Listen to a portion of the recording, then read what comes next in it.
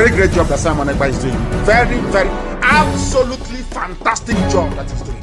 You must listen to him and share his videos accordingly. Very, very important. He is bringing a new dimension to this very awareness that we are making, and you must listen to him. Very, very important. Yeah, my people, I bring greetings anywhere you are watching us from, joining from, seeing us from. I greet you in the name of Chukwu Okike Abiyama. Thank you for being part of this wonderful program this night, this evening. We are the Biafrans. We no get chance. We no get anywhere. Where would they go if no before this Biafra? So Biafra now we own. We are not shaking. Bakem, we know the move. We there for our Papa house. We there for our Papa land. Welcome this wonderful evening. Anywhere you are coming from, joining us from, seeing us from, I welcome you in the name of Chukwokike Abiyama. This evening we go look into two things. Number one, Musa, CDS Musa, as he contradict himself to tell you that they know what they are doing. We go look into his statement, the one posted by our PM this evening. So I'm going to bring it and dissect it and turn it upside down so that everything where they inside they go fall for ground. Bogum, we go share my CB. So this wonderful evening, you are welcome again. Remember, our leader Nnamdi Kanu is still in DSS dungeon. They never leave him. He is still there, even as me and you they here right now. As we are here now talking, he is still in the DSS dungeon. I believe everybody they get within at the talk. I believe everybody they hear me. I believe everybody they understand me. So when you see people crying up and down,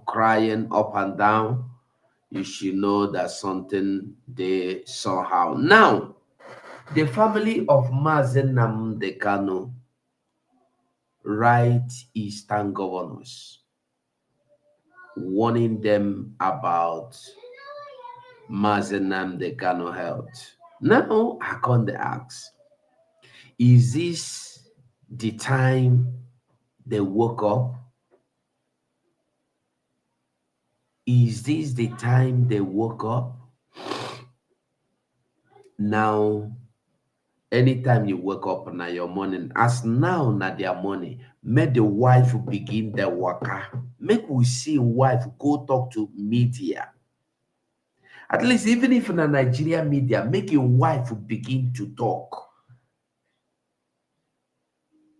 Make your wife address people.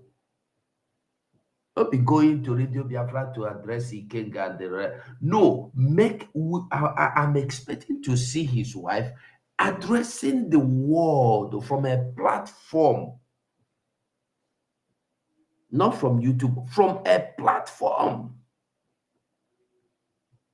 Nnamdi Kanu is somebody that the whole world knows and recognizes his presence. There is no way. In fact, the truth is that CNN will be happy to welcome the wife's interview. BBC, Al Jazeera, CBN, name them. I'm not just talking of Nigeria. I'm telling you of professional, international media homes. They will be just gladly welcome Nnamdi Kanu wife to say whatever she wants to say, but she don't want to do that. She chooses to go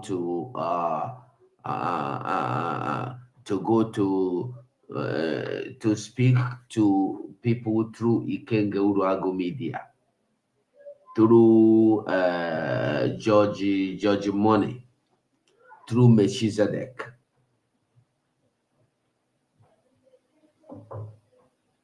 So when you see, uh,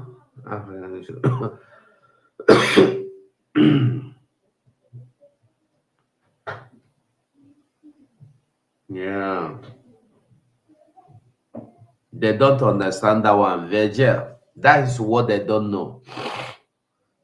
Their foolishness will end. Listen, don't worry, don't worry. May God not allow anything happen to our leader.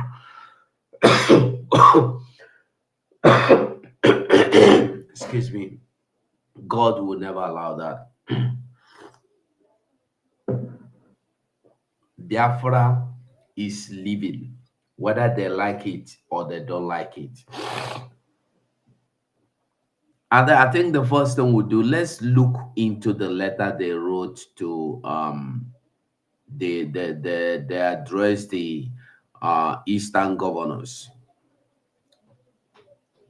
We'll take a look into the letter, then we know whatever they say before we go to Musa.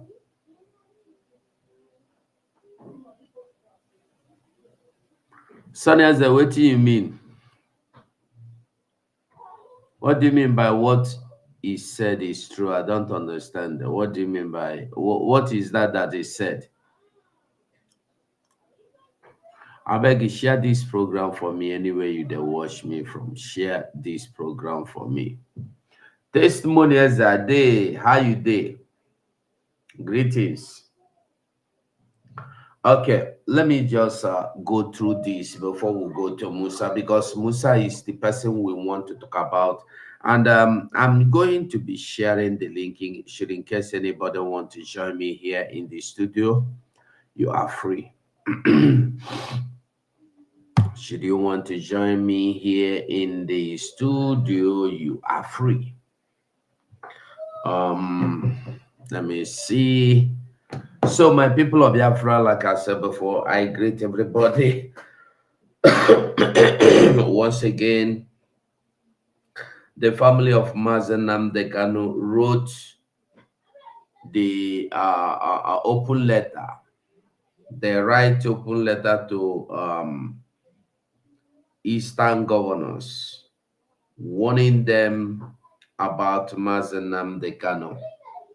And that letter we will read now. And after reading the letter, we'll go over to what Musa, you know Musa, Alhaji Musa CDS. We'll go over to what he said. Then we will see what he said. And then we will tell you the lies within inside what Musa said. Because their lie, the woos, their lies, the smell. Their lies, the woos, their lies, the smell. Just a minute, let me share this video, because I see that if I don't share, I'm nobody to enter, because na new YouTube, so nobody know I'm already. So please patience with me. Let me just share just 1 minute. Just 1 minute.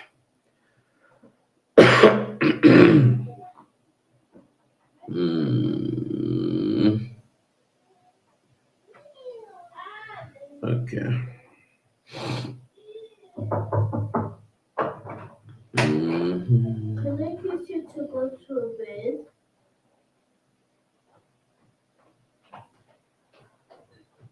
Come now. Can I get you to Come.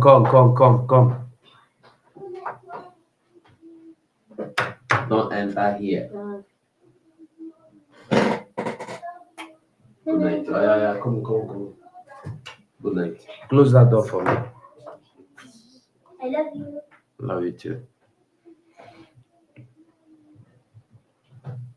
Okay. Good night, Daddy. Okay. Sweet dreams, Daddy. Sweet dreams. Bye. Yeah. Close the door very well. Okay. Yes, Sonia said that is it. That is where she goes. Showore wife went to CNN, went out, you know where we go. Leave my husband for me, oh. Leave my husband for me. Leave my husband for me. So let's read the letter. My oga, you just wake up. Okay. It's just say no be CDS he put you for sleep. He blow you, abi give you chop. How you do am? Anyway, now way. Abi. They won't watching again. They will. You're welcome. Okay. May I give you small time now? Make you come back. Yeah, continue. I'll make All a right. pay channel up first because Okay. now Musa madness now it make me wake up from where I did. Okay. Anybody here must see the verse because Musa don't fuck up. I've been one go live, so I just say as you did live, I just continue. So Mm. carry on, make a pay up channel first. All right. Okay. So Biafrans, like I did tell you before, Musa, Alhaji CDS Musa. Okay, maybe we'll first read this letter and talk about it before we go to Musa because now Musa be the main cocoa where we want to discuss this night. Let's just go through this letter. Wait to Twitter Hmm? when you edit, you try to change the topic to put the topic the way you want for Twitter as your pairing of the great change. Ah, No, because I wanted to put the topic as Musa continue okay. To to change it, say the agree change. If you want go there, it doesn't change. The agree. I don't and know why. continue. Even But, if you send anything from here to Twitter, they go. I don't know. okay, carry on. All right. Okay. So let me just quickly go through the letter they wrote to Eastern governors. Nnamdi Kanu family writes open letter to Southeast governors.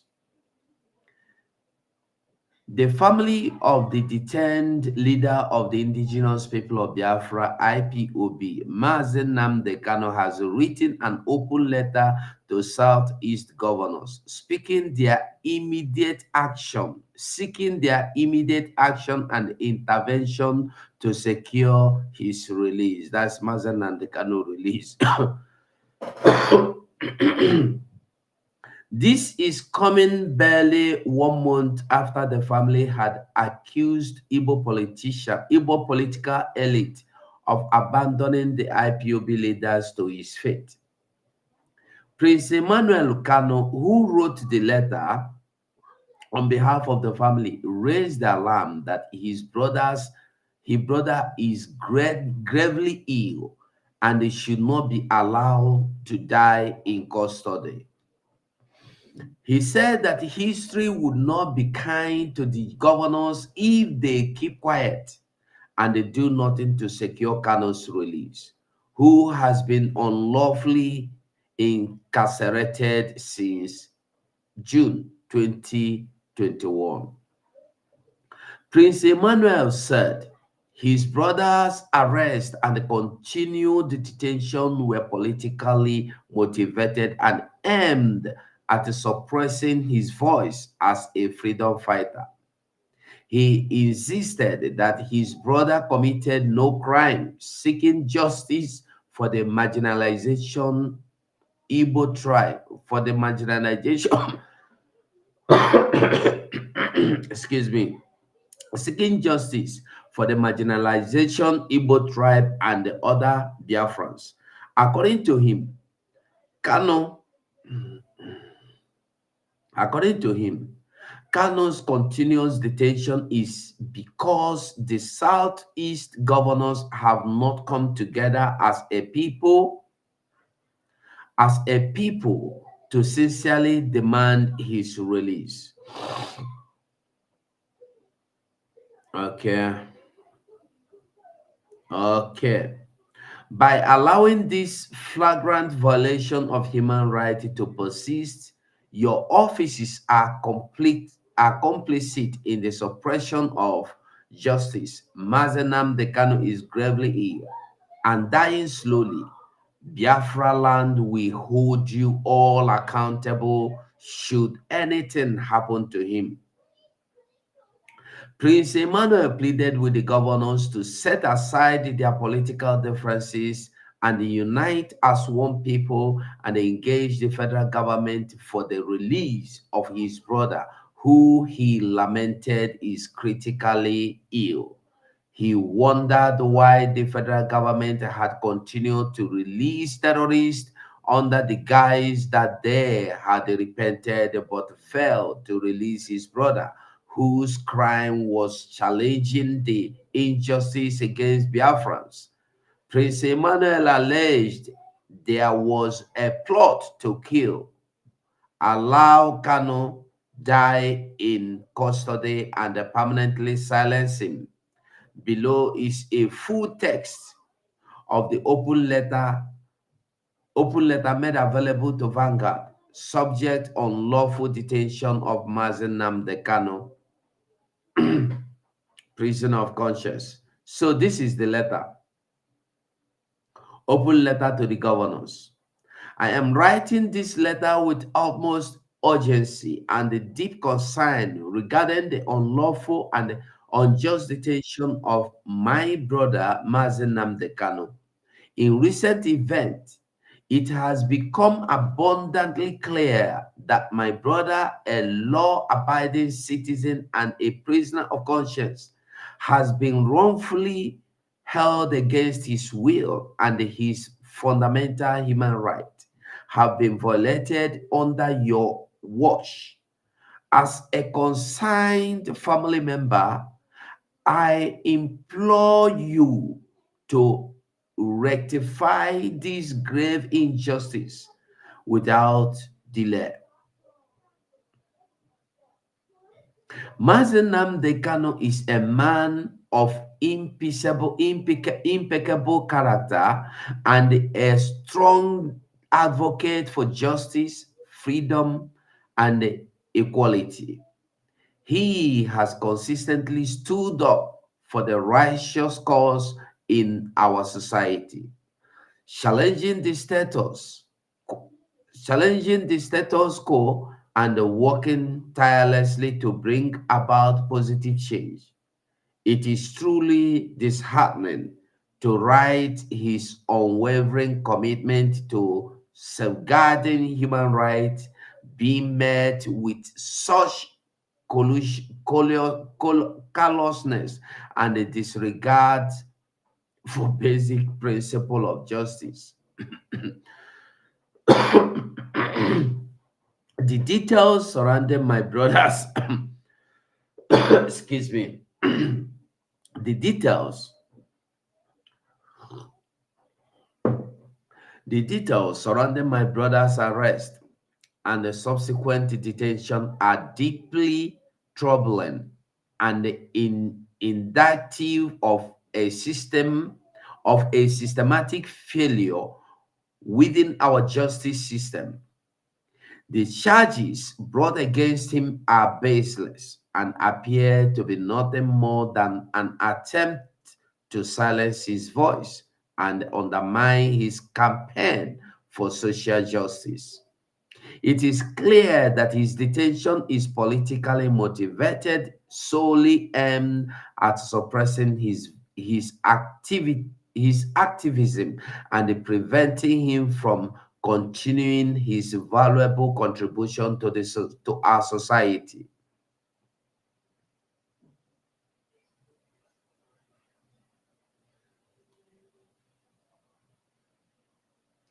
As a concerned family member, I strongly condemn the unlawful detention of my brother and the blatant violation of his right. It is your duty as the governor to ensure the protection of every individual civil liberties, regardless of their belief or affiliations. Your obligation to uphold the principle of justice and the fairness should guide your action in every decision made. I demand that you take immediate and decisive action to secure the release of my brother. I call for a true and transparent investigation into the circumstances surrounding his arrest and detention, holding accountable those responsible for these egregious violation. Furthermore, I urge you to ensure that all charges against him are dropped as they lack any substantiated evidence. By allowing this flagrant violation of human rights to persist, your offices are complicit in the suppression of justice. Mazi Nnamdi Kanu is gravely ill and dying slowly. Biafra land will hold you all accountable should anything happen to him. Should anything happen to Mazi Nnamdi Kanu. Well, Biafrans, we all hear what our brother, the younger brother to Mazi Nnamdi Kanu, what he wrote to Vanguard newspaper. We all heard it. Mazi Nnamdi Kanu is critically or gravely sick, ill, but it's not the business of his wife or any other person. Kanu is there trying to raise funds. Kanu is there fighting to raise funds. Well, Biafrans, the link is there. If you want to join the conversation, you are free to join us here. The next thing we are going to talk about is Musa, the lies Musa told, or the lies the Nigerian army are painting.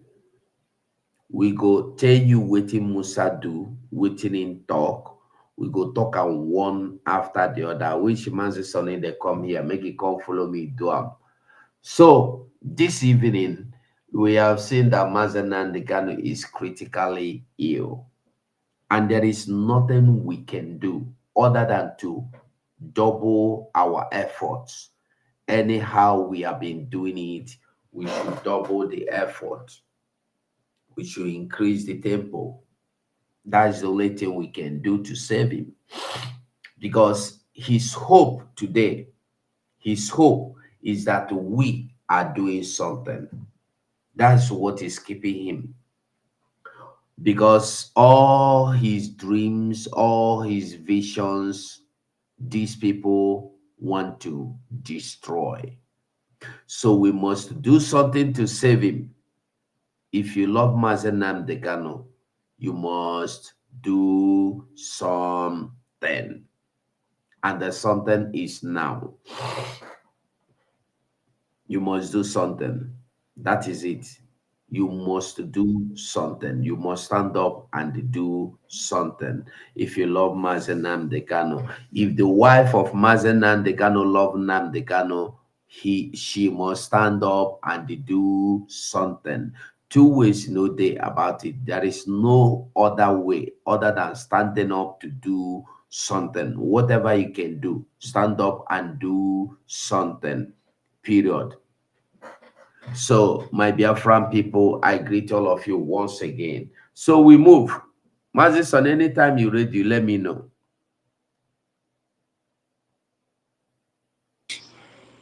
Hey, you don't read the other one finish now. Mm-hmm. I salute everybody. You're welcome. I salute all lovers of freedom and haters of freedom, and those that have been contracted to come and die in Biafra land. Please welcome to Biafra land, because we don't open front for now. But remember to as well sign your dead will and give it to your children before you leave home, because anything that comes into Biafra land does not go back, as far as you're coming to kill our women and children. So we salute everybody. We there here. It's so appalling to see that in 2024, The letter 247 just read is just coming now. So I may ask a question. Is it now that these people now realize that there has been heel treatment method upon Mazi Nnamdi Kanu all these years? Or are they just waking up? The family of Mazi Nnamdi Kanu, are you just waking up now? You were sleeping before. It's now you have come to realize that the people that you were lobbying with, eating with, enjoying with, and attacking Simon Egba with them, that they are not giving you what you expected from them. Anyway, we don't have their time for now because they are very irrelevant and useless to us. The person where we get time for now, that is Mumuma where they for screen here. So 247. When you start in matter, you let me know. They will Chineke.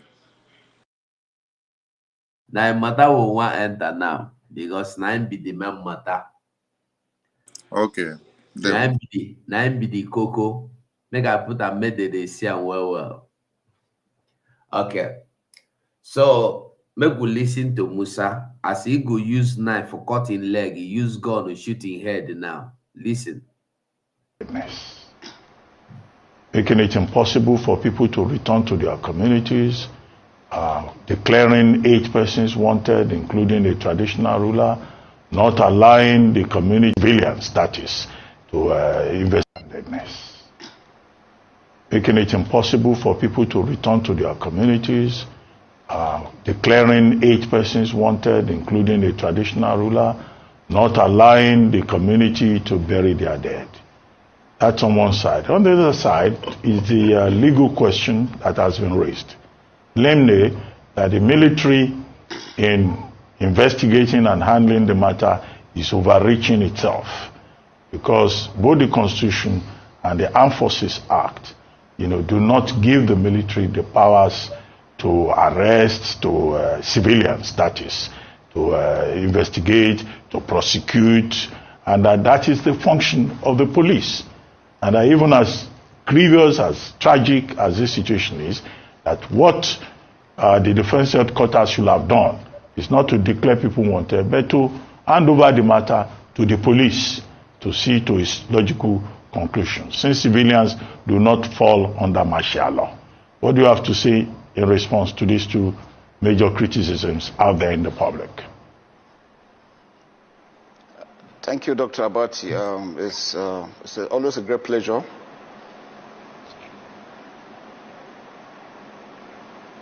Please go ahead, sir. Okay, thank you very much. I didn't get your last comments. But just first and foremost, let me just appreciate Nigerians and Nigeria for standing by the military. People have commiserated with us for the death of our colleagues. And I'm really, really very happy with the responses. I received letters of condolences from all over the world, not only in Nigeria.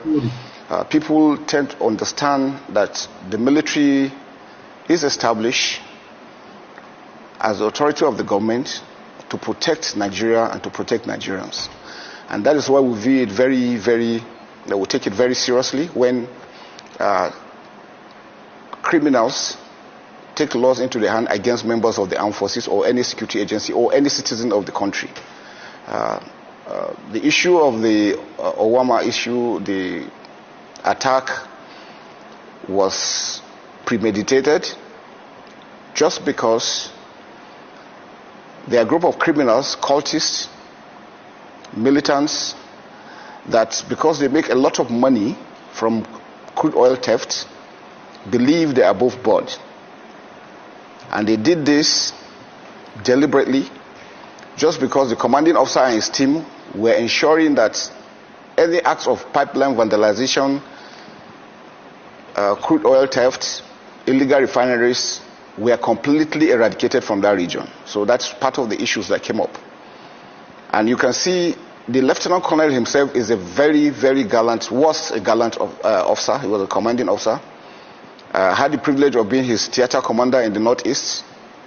He did extremely very well in the Northeast. We brought him here to stabilize the North Central. He did. He went to the Northwest.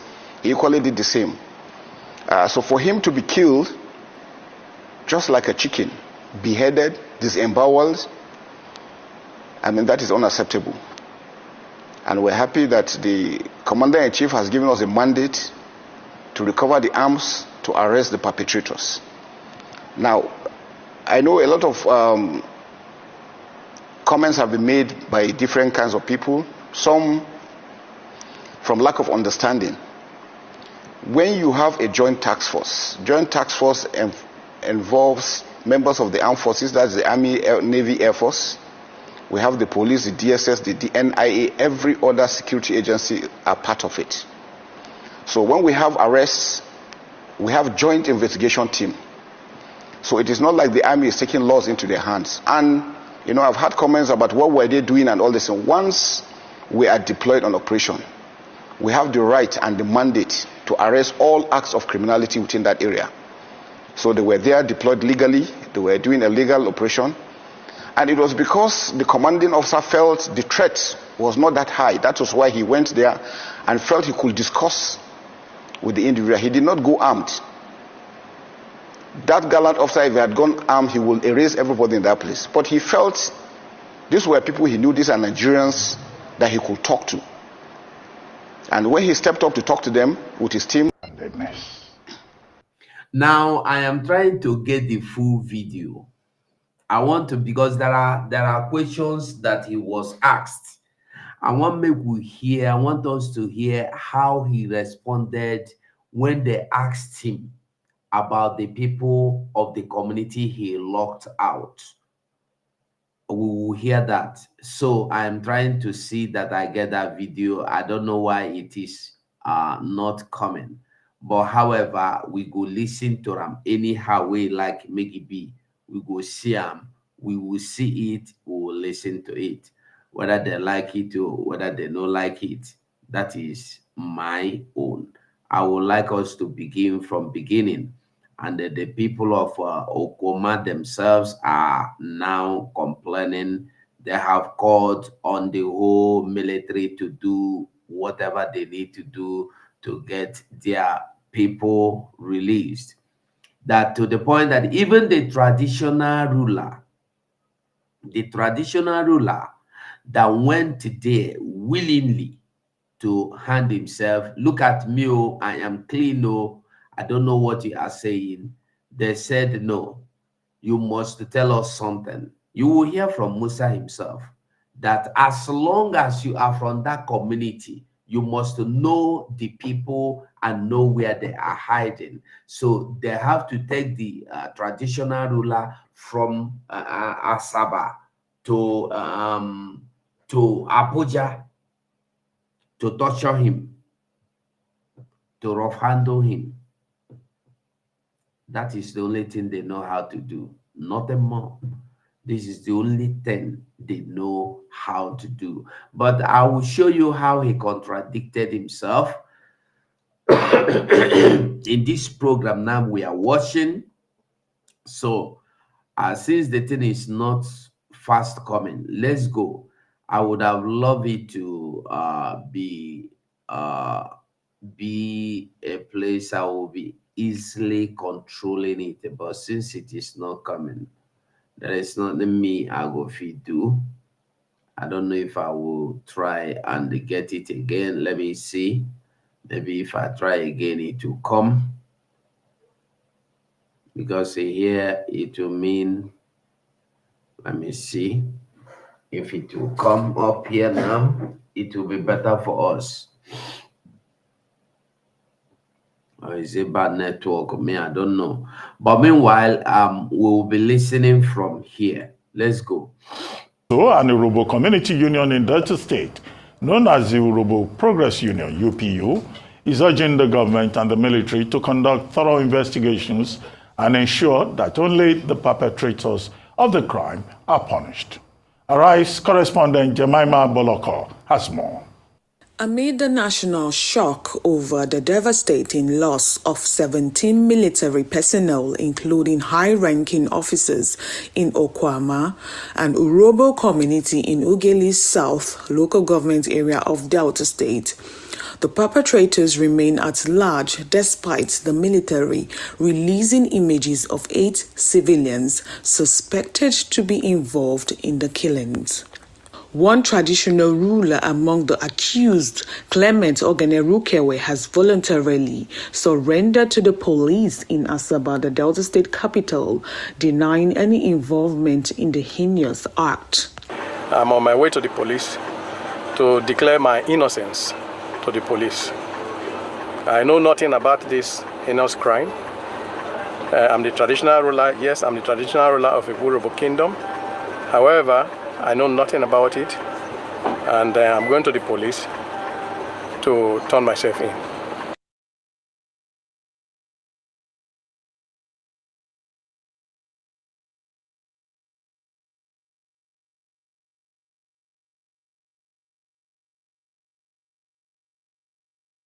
Wright, the police public relations officer in Asaba, the Delta State capital, confirmed that the alleged suspect was transferred to the military for questioning. Now, the Urobo Progress Union (UPU) is urging the Nigerian government to conduct thorough investigations to prevent innocent citizens in Okwama and neighboring communities from facing undue harm. President of the union, who is also a lawyer, Ese Guam Owe, emphasizes on the need for the release of the detained monarch while conversing a meticulous investigation to safeguard innocent lives. If a person is to be declared wanted, it should be seen that first and foremost there was an invitation. If that invitation is turned down, there should be a repeat invitation. But from nowhere, you say a professor, a lecturer in the university, Delta State University, and the President General of a kingdom is declared wanted. Now, having said that, we, the Urobo people, we condemn that declaration in an unmistakable terms. The prosecutor, the judge, and the jury in his own court. As Nigerians mourn the loss of the soldiers, the UPU highlights the pervasive atmosphere of fear among the residents of Okwama and nearby villages. Our people died. Human beings died in the process. In the process, a whole community, as we are told, was raised down. I believe you are listening very, very well. Now, nobody is saying anything about the people of the community that were murdered. Nobody says anything. Nobody is asking anything about them. Even to the point that the people that have run inside bush to take cover for their life are still there. And the Musa you see here is still telling you that they have not finished investigation. You will see all the sense in this video. So this man now is asking, you are asking for vengeance of the soldiers that died. What about their people that died? Nobody is talking about them because their life worth nothing. Raising down a community made up of children, young women, and then elderly people. The story is that some soldiers were killed. I want to say, for those who care to know, if they don't know what happened and what led to that event, they should dig deeper. In digging deeper, they will find out what actually happened. While the people of Okwama and neighboring area strive to resume their daily routines, the UPU is urging the government to urgently intervene and restore peace to the region. Jemima Boloko, Arise News, Warri, Delta. Joining us now on this show as we dig deeper into the unraveling of the Okwama killings of 17 Nigerian soldiers amid accusations from members of the community is the Chief of Defense Staff, General Christopher Musa. Good morning, General, and thank you very much for joining us on the morning show. Thank you, Dr. Abbott. It's a pleasure being here. Well, General, first our condolences on the death of the 17 soldiers. But now the Urobo community and other communities in the Niger Delta are accusing the Nigerian military of high-handedness, making it impossible for people to return to their communities, declaring 8 persons wanted, including a traditional ruler, not allowing the community to bury their dead. That's on one side. On the other side is the... You heard what Abati is saying clearly. Wadabeti, you're welcome. We heard what Ruben Abati asked clearly, that the community are begging to go home to bury their dead families, and to know who and who is still not seen, because till now they are scattered everywhere. The people that are like 2, 5, 10 in the family are scattered. Maybe one is there, no telephone, no connection, no communication. You don't know any. If you have 5 children, if you have 2 children, maybe they are scattered and none of them is together with you. So you don't know whether they are dead. You don't know if your parents are dead. You don't know if they are alive. Everybody ran away. Now they are asking, give us little chance to go back to our homes. You can come back to the houses and make the search. Since you want to hold the community siege, no problem, but allow us to stay in our house. They say, lie, lie, you will not come back to your houses. Nigeria military. Legal question that has been raised. Namely, that the military in investigating and handling the matter is overreaching itself, because both the Constitution and the Armed Forces Act, do not give the military the powers to arrest civilians, that is, to investigate, to prosecute, and that is the function of the police.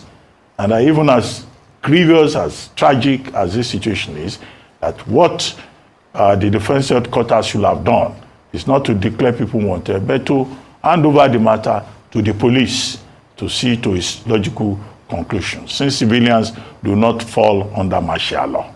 What do you have to say in response to these 2 major criticisms out there in the public? Thank you, Dr. Abati. It's always a great pleasure.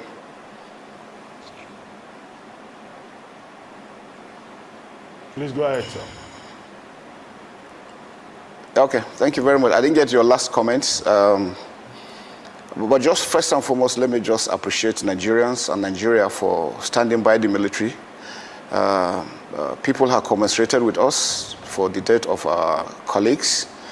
And I'm really, really very happy with the responses. I received letters of condolences from all over the world, not only in Nigeria. All over the world, for murdering innocent communities that are sending their condolence letters.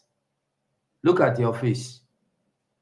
People tend to understand that the military is established as the authority of the government to protect Nigeria and to protect Nigerians. And that is why we view it we take it very seriously when criminals take laws into their hand against members of the armed forces or any security agency or any citizen of the country. The issue of the Owama issue, the attack was premeditated just because there are a group of criminals, cultists, militants, that because they make a lot of money from crude oil theft, believe they are above board. And they did this deliberately just because the commanding officer and his team were ensuring that any acts of pipeline vandalization, crude oil theft, illegal refineries were completely eradicated from that region. So that Remember, this same Musa told you that they went there for peace mission.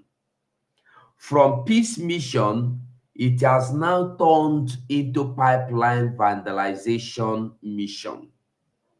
Pipeline vandalization mission. That is what it has become. It's no longer peace mission. It's no longer peace mission. We continue. Listen to him. is number one. He has contradicted himself. Number one, contradiction number one. You see it now. Contradiction number one. He told the world, not us, he told the world that his military he sent there went there on a peace mission. Today, they have turned out to be the people that monitor oil pipeline vandalization. Nigeria. When I tell you that Nigeria don't investigate anything because they already have script how to lie, people don't understand. Look at what CDS of a whole country called Nigeria is doing. Anyway, that is how they behave. That's part of the issues that came up. And you can see the Lieutenant Colonel himself is a very, very gallant, was a gallant officer. He was a commanding officer. Had the privilege of being his theater commander in the Northeast. He did extremely very well in the Northeast. We brought him here to stabilize the North Central. He did. He went to the Northwest. He equally did the same. So for him to be killed, just like a chicken, beheaded, disemboweled, I mean, that is unacceptable. You see, their anger is because that man, they feel he is mighty. By the way, he said he went to the Northeast, went to North Central. Is it not the place they are kidnapping people? He said he stabilized the place. That today there is peace there. Is there any peace in the Northeast or North Central or Mid-North or West North? Is there any peace? Is it not in the Kaduna? Is it not in the Benue State here that they kidnapped 30 students or how many? Is it not in the same Delta State that they have taken siege, that they kidnapped students 2 days ago? Is it not the same place? Nigeria. And we're happy that the Commander-in-Chief has given us a mandate to recover the arms to arrest the perpetrators. Now, I know a lot of... Now, the Commander-in-Chief has given them the mandate to recover the arms. The arms that his men took to the community. That is the arms the military went there with. But he still tell you that they did not go there with arms. How have you seen a military man in operation without arms? Nigeria military, even Nigeria police, to Oga go send them to go buy sugar, they go carry gun, not to talk of army. Nigeria say they went there unarmed to get your men no get liver. Go carry another one come. Because you hear this one na king come, you go carry and come, make it come king come lies people. The king come and down.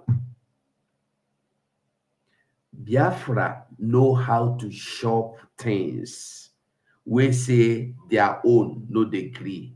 Biafra know how to shop them down.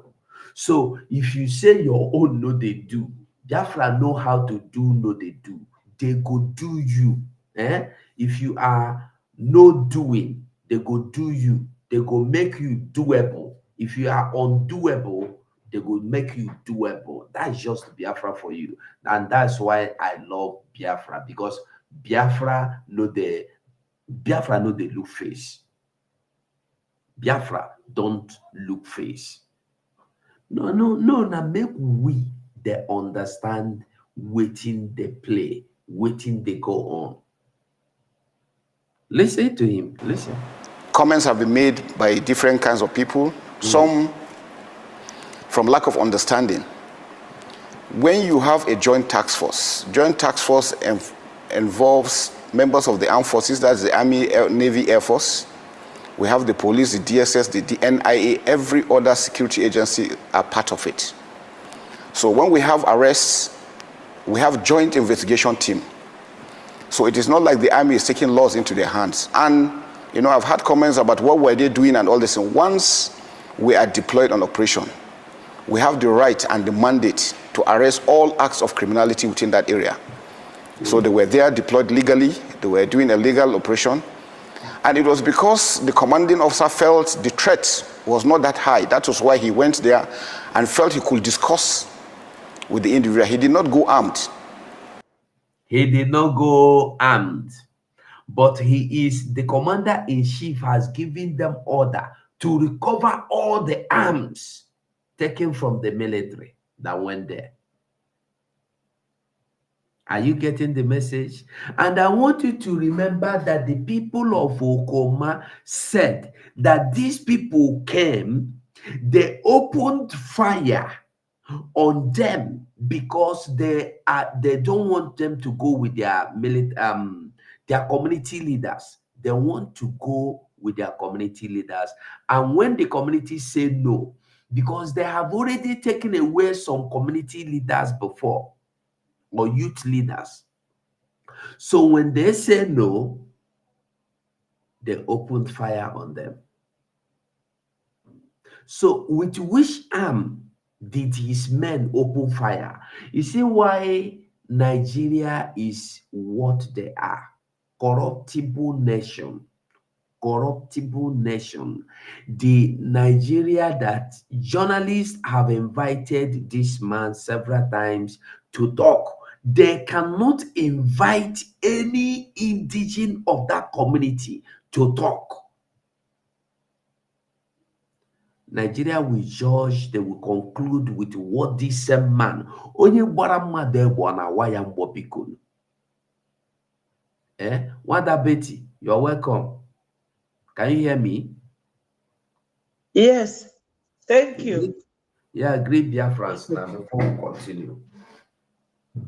Hello, my people, fellow Biafrans, lovers of freedom. I thank you all for watching and listening. Thank you for joining us. My greeting goes to my leader, Nnamdi Kanu.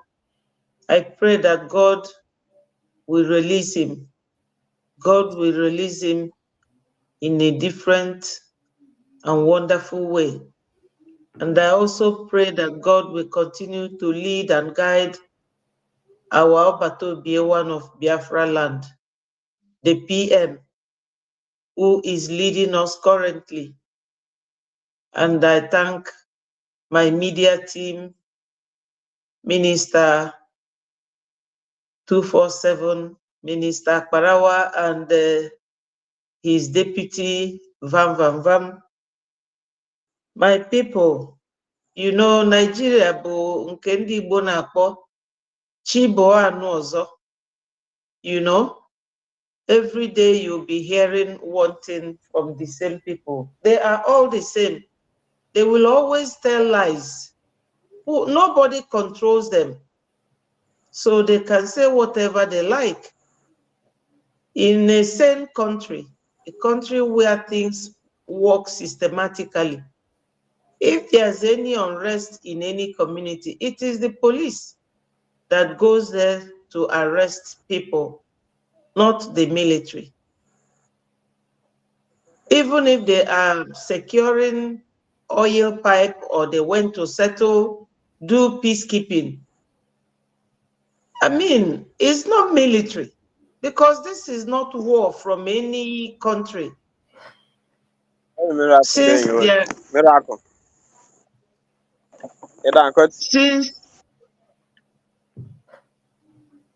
it is an in-country matter, is within the tribe and within the country, it is the police. I know that they're all military, but military, I don't know when soldiers started doing the work of the police. This is because these men are not well-trained soldiers. They are Boko Haram. They are Boko Haram. And I can tell you one thing, that the reason why they are crying woe since this incident is because these are their own people that they send all the time to Southeast. Have they ever said anything about those who were killed in Zamfara? No. Who are from Southeast and Southwest soldiers? Nobody has ever heard military cry like this for those of our men, 70 of them.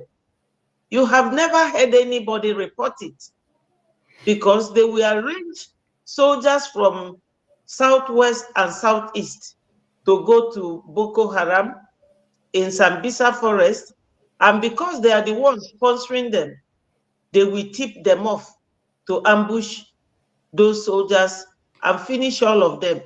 You will not hear anything. But because those ones that they tell you they are repented Boko Haram are the ones they sent to Southeast, that's why they are crying. They will be lying from one end of their mouth to another. They will tell you it's peacekeeping. They will tell you it's oil, bunkering, security.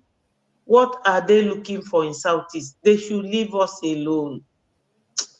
Minister, I will leave you here so that another person can talk. Thank you so much. They will. Okay. Yeah. Let us continue. Now, I know a lot of comments have been made by different kinds of people, some from lack of understanding. When you have a joint task force involves members of the armed forces, that's the Army, Navy, Air Force. We have the police, the DSS, the NIA, every other security agency are part of it. So when we have arrests, we have joint investigation team. So it is not like the army is taking laws into their hands. And, you know, I've had comments about what were they doing and all this. And once we are deployed on operation, we have the right and the mandate to arrest all acts of criminality within that area. So they were there deployed legally, they were doing a legal operation. And it was because the commanding officer felt the threat was not that high. That was why he went there and felt he could discuss with the individual. He did not go armed. That gallant officer, if he had gone armed, he will erase everybody in that place. But they did. They erased everybody where they were, where more than 50 people were, where they took out more than 50 unarmed civilians.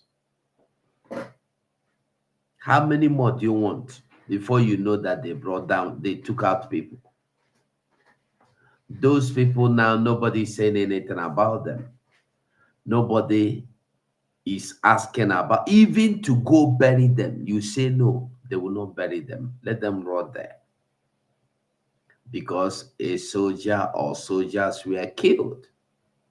So those people, no be mama born them now. Those people, they don't have families. Only the military people family are the ones that are demanding for justice. They are the only one that need justice.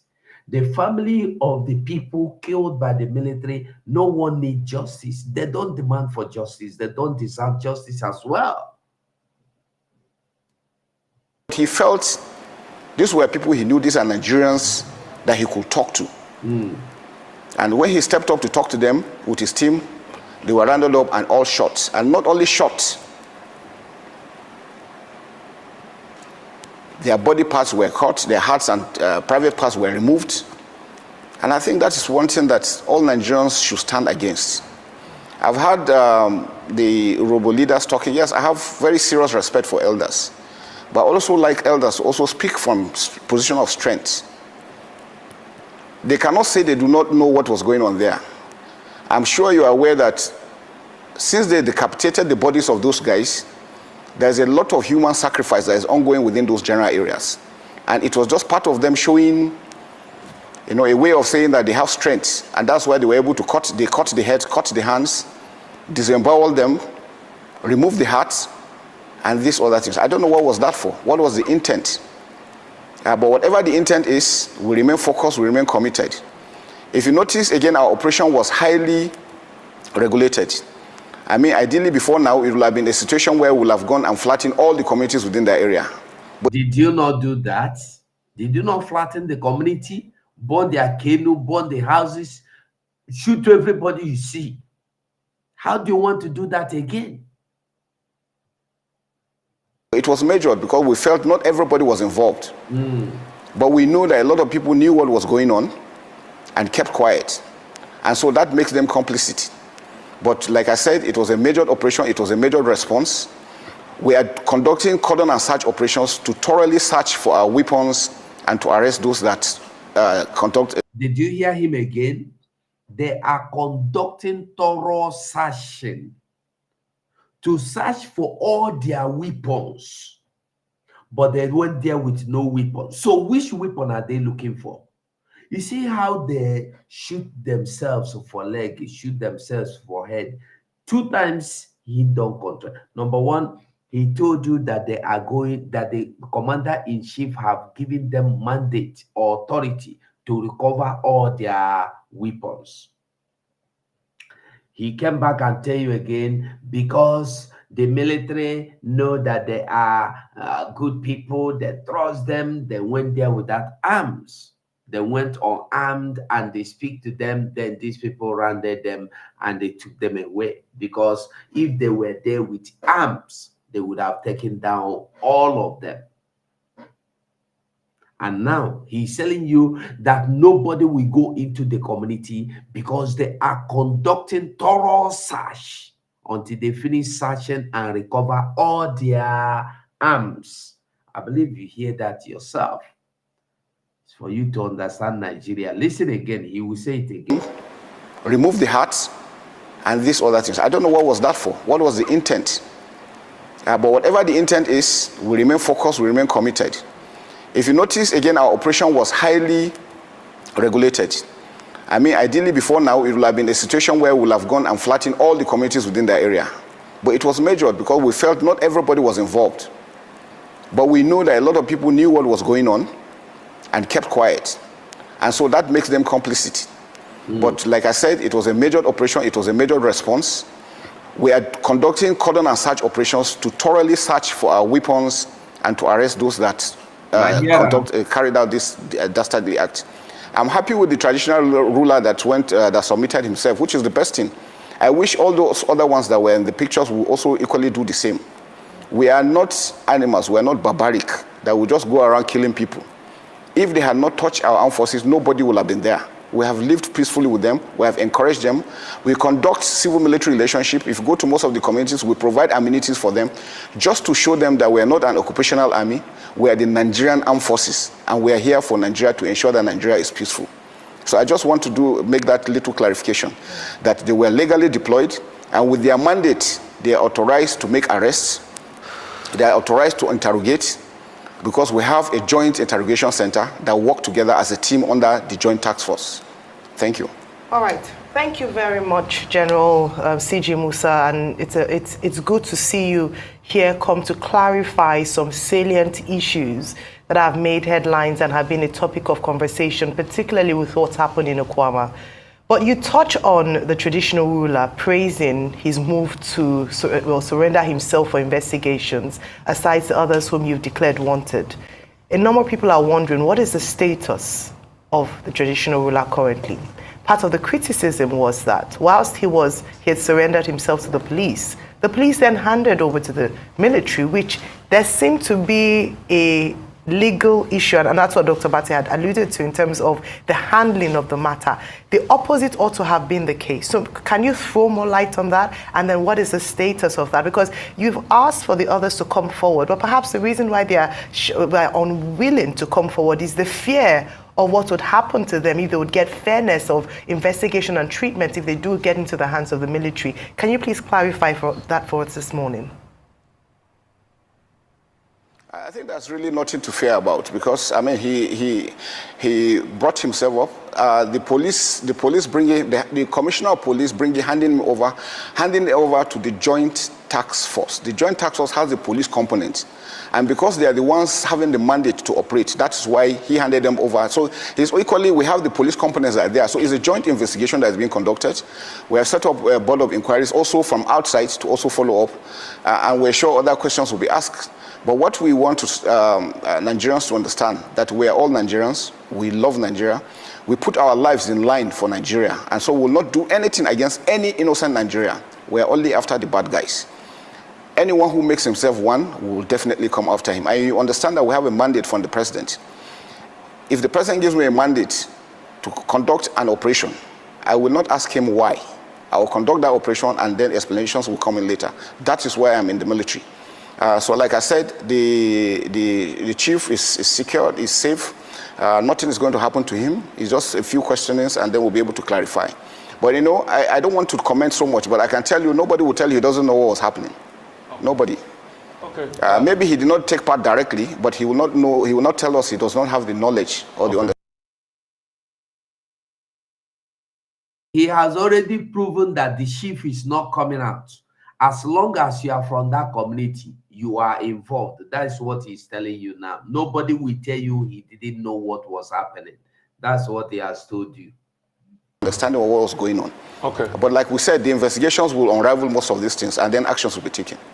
Okay, CG Musa, I'd like to commiserate with the army once again. It was very, very tough for all of us to see those very gory scenes, and that should never, ever, ever again happen in this country. Our commiserations.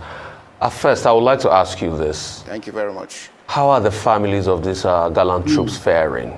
Good man. You know, personal experiences, how are they taking all of this? I heard there were some of them, among them that were pregnant and things like that. How are they faring? That's my important one. Yeah, secondly, I also would tie this around. I heard there was an explosion around the cantonment yesterday. It says it was a refuse dump or something. I want you to throw more lights on this. But thirdly, most importantly, was it about the community or these nefarious people that were perpetrating crime?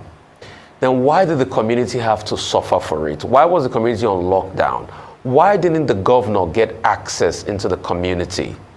Why were they on lockdown? And what's the aftermath of your actions there? Because we've been seeing all sorts of pictures. I want you just to make clarification.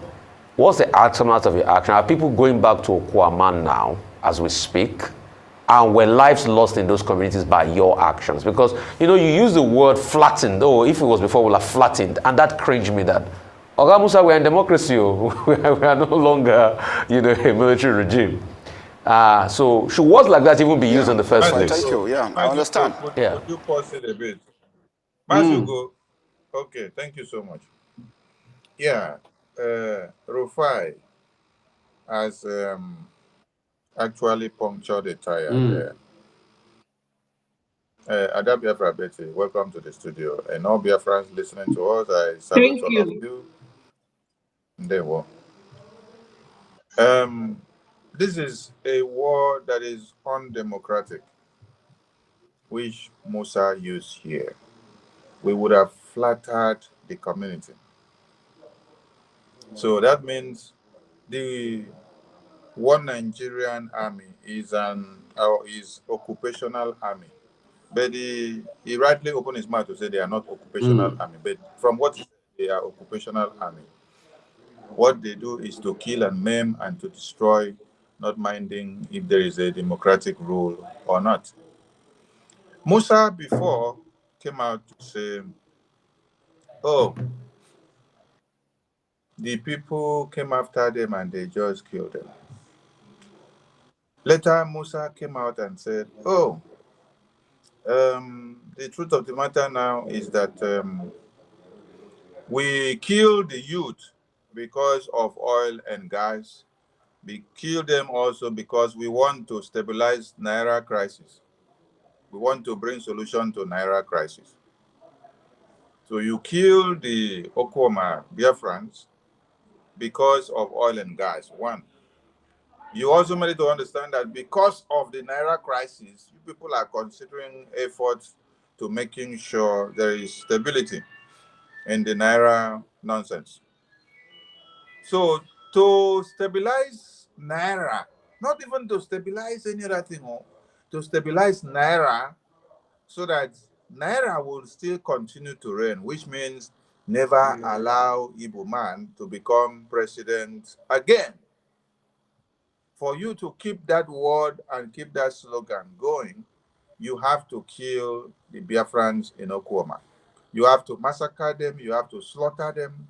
And Musa used another word. He said, when the commander-in-chief gives you an order to take down the community, that you will not say otherwise. You will just go ahead and take down the community, and then later you will come back to give the report. So, Commander-in-Chief of the Armed Forces of One Nigeria, Tinubu, the drug lord, has given you order to go and kill every youth in Okwama community. After you feel him, all you have to do now is to carry out the last order. Go and kill all of them so that you can be able to fetch out the culprits. So all you have to do is to go ahead, kill, massacre, maim, destroy. When you're done killing them and destroying all of them, that is when you now come back to come and say a word. Because your aim and objective now, your focus now is to go and kill all the youth according to your commander-in-chief of the armed forces. You said they went unarmed. If you went unarmed, how did you get to massacre some of the youth? You massacred some of the youth. Spiritually. Took their bodies away, which is the normal routine that you guys do. When you massacre the youth of Biafran extract, you take the bodies away so that there will be no traces. The Inspector General of Police of One Nigeria have just admitted that they have been using the torture measure and tactics on civilians that are predominantly Biafrans whenever they arrest and kidnap them. A torture tactics to be able to do what? To get evidences and to get confessions against their will in an unconscious manner, which is not supposed to be so. You are compelling somebody, you're putting gun on the head of the person, you make the person to go through inferiorous treatment and neverous treatment at the end of the day so that you can be able to force truth into them and force lies out of them. You force the truth into them. The truth that you want them to bring out as lies. You force it into them, and then you bring out the lies and use it as the end result. Then Musa is telling you here that they have to do it the hard way because it is the way they have to carry out the routine. You went to the community, and there was nothing that had to do with military. There was a communal conflict where the two communities were fighting because of what they see in the communities, that some of them say, oh, we should be the one to take it. This one say we should be the one to take it. Then Tompolo called you and said, oh, the other community is fighting against the oil. So you are now going to go and kill the youth of the other community because of the oil and gas. You kill them, you maim them, you take away the bodies. Then you now went ahead again to go and meet the traditional rulers. The traditional rulers wholeheartedly welcome you peacefully. And they serve you kola nut. They serve you water. They serve you palm wine. You drank. According to our tradition, we don't play with visitors. We must make sure we serve you, we welcome you in a grand style. We will call the spirit of our ancestors to welcome you as well as we pray with the kola nut and usoji. And after you must have eaten everything, you said you must take our traditional rulers alongside with you so that they will also be in detention and invariably be massacred the way you have massacred the other youth. They were asking questions, why did you massacre the other youth? But you were not ready to answer the questions, why you massacred the other youth. Because they asked the questions, you said, no, it is against your ethics for the traditional rulers of the community, whose sole responsibility is to protect the interests of this community, to answer for their people and to ask questions and to know why things are going wrong. Because as the elite in the community, the people have to come to them for solace. They have to ask them questions on how they engage these nomadic military personnel who are serving the interests of Uthman Danfodio. So you must take the traditional rulers against their will to go and lock them up. At the end of the day, slaughter them the way you had slaughtered the other ones. You have just made a point here. You said that the traditional ruler that turned himself into the police, that he cannot tell you that he doesn't know what happened. So there is no security for the traditional ruler. So you are going to make sure you torture him and then make him to accept the truth that you want him to accept. At the end of the day, you come out to tell us the falsehood. From the truth, you have forced him and tortured him to accept, and then sign documents and papers that he is not supposed to have signed in his real senses. Acting out of compulsion. Is it done anywhere that you have to put someone in an electrocution machine just to be able to get and inflict pain on the person, to the person now confess and give you the truth the way you want it, because it is the way you do it, because the person will become unconscious and then will be telling you whatever you tell him to say. He will be signing the paper you want him to sign. So Musa said, if not because we did not want to finish everybody, we would have flattered the community. This only comes out from the mouth of a Fulani Islamic jihadist terrorist. Because this is what Gumi said. Gumi said, if you don't give the Fulani terrorists peaceful reign, if you don't give them schools, if you don't come and talk to them, if you don't come and negotiate with them, they will continue to kidnap and to kill more students. Gumi said, if you don't come and negotiate with the terrorists, if you don't stop coming to bomb them in their enclaves, that the next phase you will see of how the Fulani terrorists will come out will be very, very disastrous. And after he said it, it is happening the way he said it.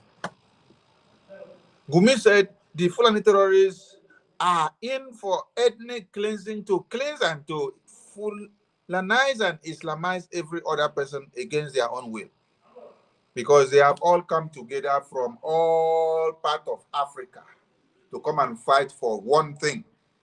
And Musa is using the same language, is using the same tone, is using the same interpretation in line with what the Fulani Islamic jihadists will say. So what is different having this kind of man who claims that the provinces they went to was Nigeria? The people were not acting strange or acting otherwise. The people were opening their arms to welcome this idiot that you see here on this screen. And this idiot is opening his mouth to tell you that they would have flattered all the community. We have seen women and children. We have seen fathers and mothers. We have seen girls. We have seen grandmothers and grandfathers. We have seen babies starving to death inside the bushes.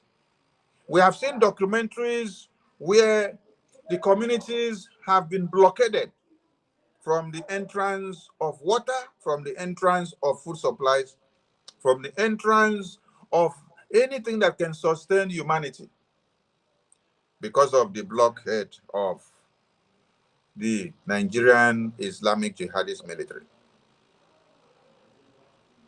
Rufai asked him a good question. Why are the entire community now the people bearing the brunt of what you are talking about? Is it the entire community that carried out the Hill Act? What promulgated the retaliation from the people? The Biafran people will not touch you if you don't come and kill their babies, if you don't come and kill their women and children. The Biafran people are peace-loving people. There is no point in history where you hear that the Biafran people will come hunting you down when you don't go to eat their chicken. The mother hen will not come after you if you don't go after the chicken. The mother hen will only come after you when you go after the chicken. The eagle, the hawk, only gets fired and only gets to see the attack of a mother hen When she goes after the chicken, that is when you will see the monstrous nature of the mother hen, because you have come after the chicken, which is the baby of the mother hen. So there was nothing like the youth in the community did this or did that. No.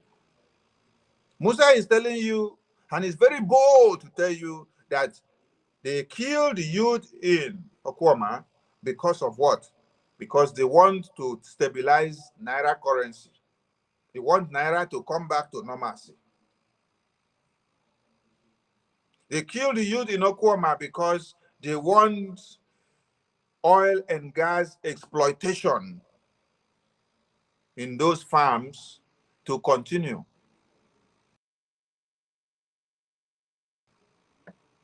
So even when somebody his father's bedroom, you now say, oh, oil don't come out. Oh.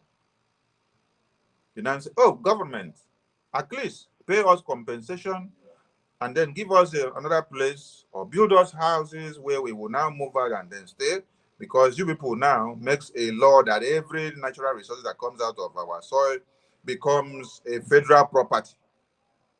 But if we die, we are no federal property. You will still bury us to the ground. But anything that comes out from the soil becomes a federal property. Okay, we discover oil. We call you, come, take it. But just give us another place to go and stay. You refuse to give them anything. You just take over the oil and convert it to your own farm. You will now name it Oil Farm of Sudan of Sokoto. Sultan of Sokoto now will now have oil farm inside my father's bedroom. He did not plant any oil farm in my father's bedroom. Oh. But he now becomes the owner of the oil farm in my father's bedroom. My father's bedroom will now become a drilling hole where they have to drill oil out. My father's name will not be added to the farm again. It is Sultan of Sokoto that will be the owner of the oil farm that was excavated from my father's bedroom. Okay, now even pay us compensation so that we can go and get another land somewhere, build house and continue our life. No, we cannot pay you. They carry Tompolo, give them contract, say, any place where they see oil, whether not for your papa kitchen or your papa bedroom, push them out, lock the place and make it to become federal property. Anybody that speak, call us. We will send Nigerian army. We will kill them so that the oil exploration farm can sustain. These are the things that happen. So when the youth now stand up and then speak and say, no, you are bastardizing our existence. You are destroying everything that we have. Our farmlands are all gone because the exploitation oil is destroying everything. We grew up to see lakes and streams. As I tell you now, the lakes and streams we grew up to see, you cannot drink of the purity of those water that you used to see there in those places anymore, because the water has been contaminated. The farmlands has been contaminated. There is no crop that you will now cultivate there that will be able to become something anymore. Everything has been destroyed and bastardized. So when do you now speak and say, what kind of governments are these? No, you must not speak. They'll call army to come, pick you up, kill you, dump your bodies somewhere. So when the traditional rulers of the community now say, why do you have to kill our youth? When they did not commit any crime, they only asked a question and they were asking for their right. You say, oh, if they had spoken so much, we would have flattered the community. We would have burned it down. We would have killed everybody. Because they ask question, because you are the ultimate Nigerian army. Nobody should speak. But you are not ultimate to Boko Haram. You are not ultimate to ISWAP. You are not ultimate to Ansar, a terrorist group. You are not ultimate to ISIS. You are not ultimate to the Fulani Islamic jihadist terrorists. You collude with them because they have the same conquest agenda and ideology with you.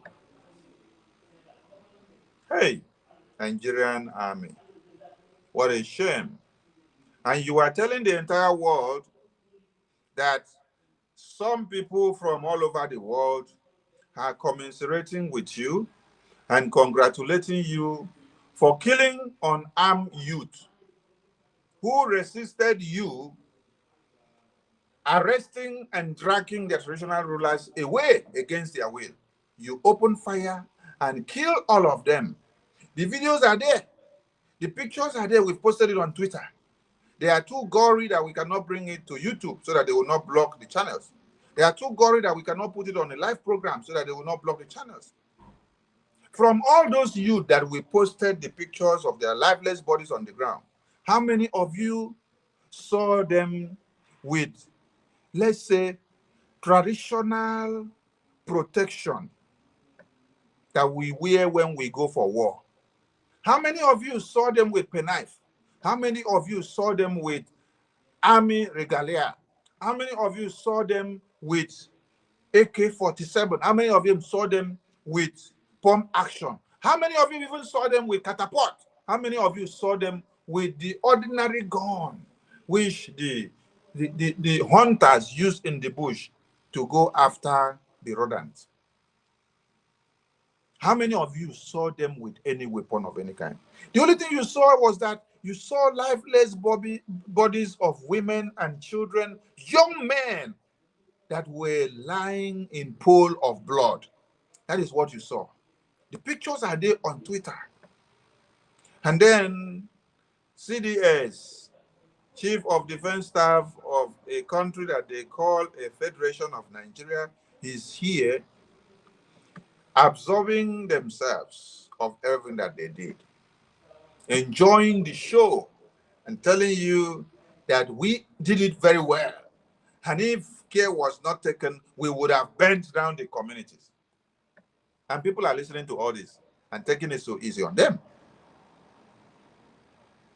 Tomorrow, all of you will say we are in a secular state. I thank God that Biafra is here and there is a government of Biafra. Let the show continue so that by the time we start the retaliation, you will understand it very well. You see, nobody should blame the youth in this community, because like a mother hen, you don't come and massacre the chicken and then you expect the mother hen to sit fold her arms and watch you massacre the chicken and then still take that chicken away from the mother's enclave. No, such mother is not a chicken that was hatched of the eggs which the mother hen laid. This is a mother hen I'm talking about. How much more a human being? How much more a human being? When a mother suffers in rain and sun, in pains and penury, carrying a baby in her womb for good 9 months, with the scorching sun of one Nigeria, with the hardship of one Nigeria. Some mothers will carry moi moi on their head, hawking while they are pregnant. Some mothers will be selling akara and pure waters on their head. Some of them will even be carrying loads to sustain and to have something to be able to take care of the babies. Then, after good 9 months, and then within that 1 minute of them seeing hell and life, they push the baby out. Then you nurture that baby. The baby now becomes a child that can be able to take care of you in the nearest future. Then suddenly you see another man cut that baby to pieces, and then you will just walk into your bed and be sleeping comfortably. It is not done. Let Musa continue to confess so that the whole world will understand and hear that Musa is confident of killing Okwama Biafrans for oil and gas and for Naira crisis to be eradicated. Mwachineke, continue, please. Warrior sister, thank you. Welcome to the studio. Mazi Onyekachuku, I salute all of you. They were from here. Una well done, una welcome. What that Biafra, do you have anything to say? Our minister have said it all. You know, there are differences between properly trained personnel in all these professions, especially military. When they say military, we have what is called paramilitary. A well-trained soldier cannot use that word he used that made Husseini to reprimand him and stop him there. You know, Nigeria, they talk about, is it democracy? A well-trained soldier cannot use that word. Flattened, they would have flattened. How can you be proud to sit there and talking to the world? Because Arise TV, they feature in YouTube and other platforms. You will be using that sort of word. As I said earlier on, in a situation like this, we have what is called policing system. And soldiers being combatant in nature, you know, that's according to their training. They are there for external invasion. If what happened at Okoma, that's Ueli South, during the time it took place, is something that the police cannot handle, it will be the duty of the police to now invite the military to come and help them. But, you know, since this agenda was opened by the Fulanis to Fulanize the whole country, unfortunately, our people are still trapped in the zoo until December 2nd, when Biafra will be officially declared. You cannot be going to any place with soldiers, having the mind of flattening them, you know. And soldiers, when they went there to pick up their men and they refused, what they should have done is to go back and report what happened, not going back to burn the whole city down. But as I said earlier, they always take their tiny repented Boko Haram rats in uniform to Southeast, while they will take the Southeast and Southwest in military to Sambisa Forest, and they will tip them off, and they will go and lay ambush and finish all of them. And you will not hear anybody coming to by this commander to analyze what happened to those soldiers. But they are only angry to this extent because it is their Boko Haram repented in the military.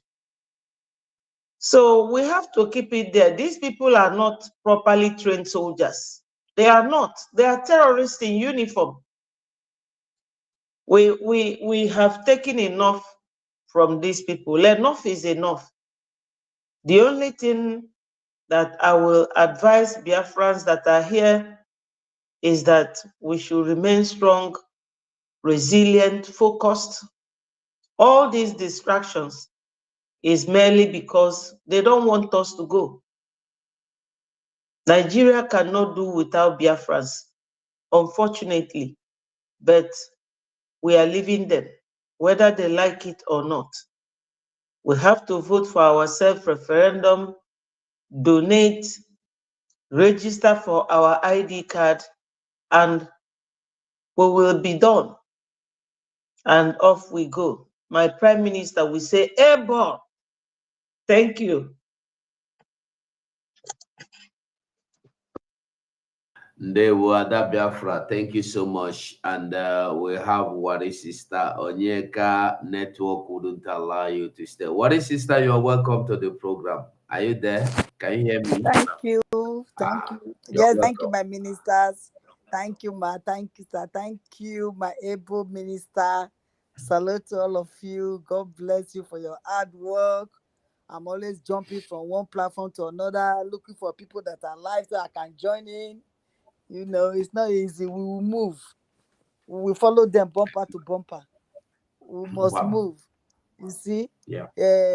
Mumu, that is his name. It's not Musa. His name is not Musa, it's Mumu. His name is Mumu. You see, he's the next scapegoat now. He's the next scapegoat. You see what they did to that what is his name now? This man in the bank that I just finished with Van Vanvana place. The man in the bank that is in prison now, they prison him now. After they use him, they now put him in the prison. Federal Emefile, my brother, and I mean, you did there. Emefile. You see, the same way they use Emefile and dump him in the prison. That so they go dump this off for gather room. Because if you look at the chair that is sitting right now, Mazi, it's because you cannot see the chair that is sitting. I'm very sure there is hot fire under that is there must be a hot fire that is eating me. Look at the face. He's dying in silence. Now they go so because they are telling him what to say. They are telling him what to do. How can you clear a whole village that nobody should go back there? And you are the one that carry your mess to that place. You see, Mazi, he now said, oh, they went there with as a group, police go, army go, navy. So how come it's only them like Peme, police not Peme, navy man not Peme, and you say you went there in a group like when that Abate, Tomatoes head asked and say, how come it's you army man now they go keep peace? Why not be police now they go? Why not be police go say, okay, these are the wanted people? Why are you people writing this list? You are the one doing everything on your own. Is say we are in group. We are in group and they don't see any of those people body. It's only the military body they saw. You understand? Because they know that we cannot do anything. They feel we are nobody. We are just a scapegoat to them. We Biafra, we are like a scapegoat to them. But we are telling him the way they finish Obadiah last year, that is where you two will end up. Obadiah last year refused for them. He did not agree for their bidding. Look at what he end up. They just pay the guy. You when they do their bidding, they go do you like a Mefele. You go end up for room. You will be the scapegoat for them. Because you cannot go scot-free. You can't go scot-free. You went there for something, and now you want to just wipe the whole thing off. That nothing happened.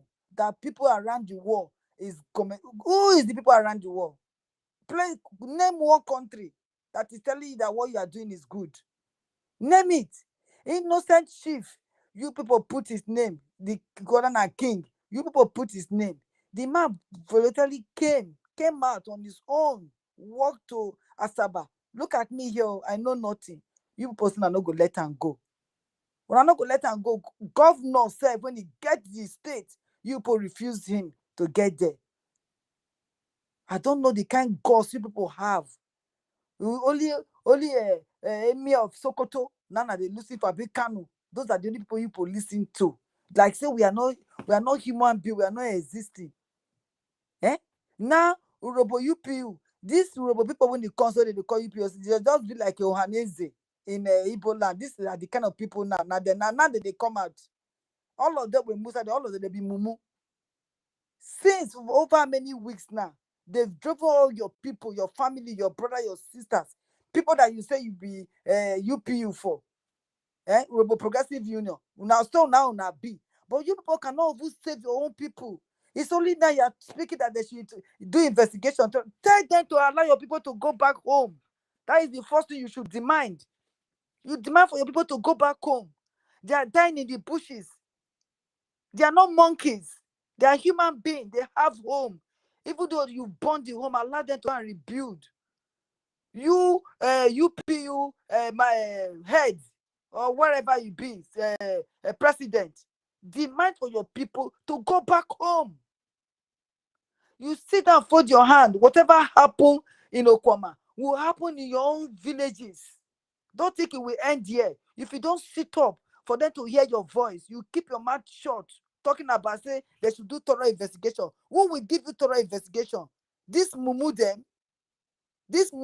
Now they will give you thorough investigation. What investigation are you crying for? When they kill innocent children? Innocent children, they carry gun. Are they carrying gun or innocent women that they pay?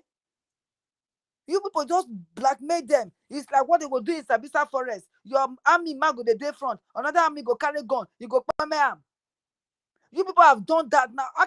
How can you carry? You say that they come for peace, from peacekeeping to vandalization of a pipeline. Then you come with your top military there.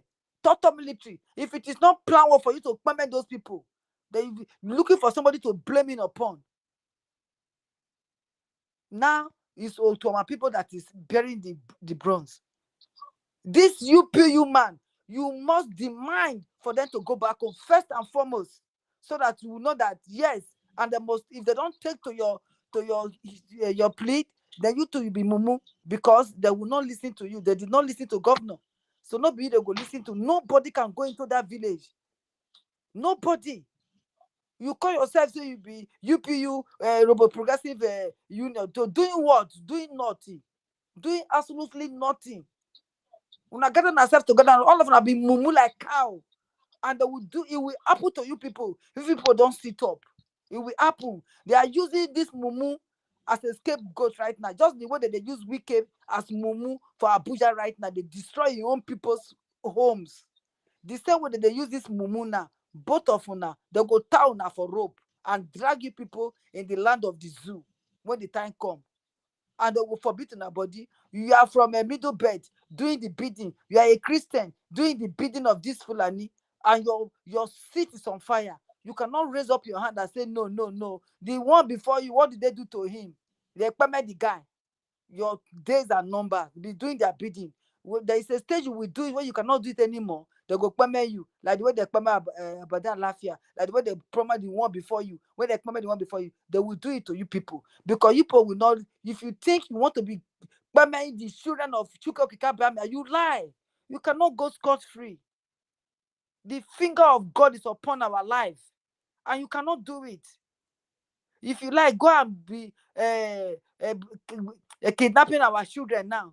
You will not stop anything that we are doing. We are coming with you people. You wait and see the hair that we will bring.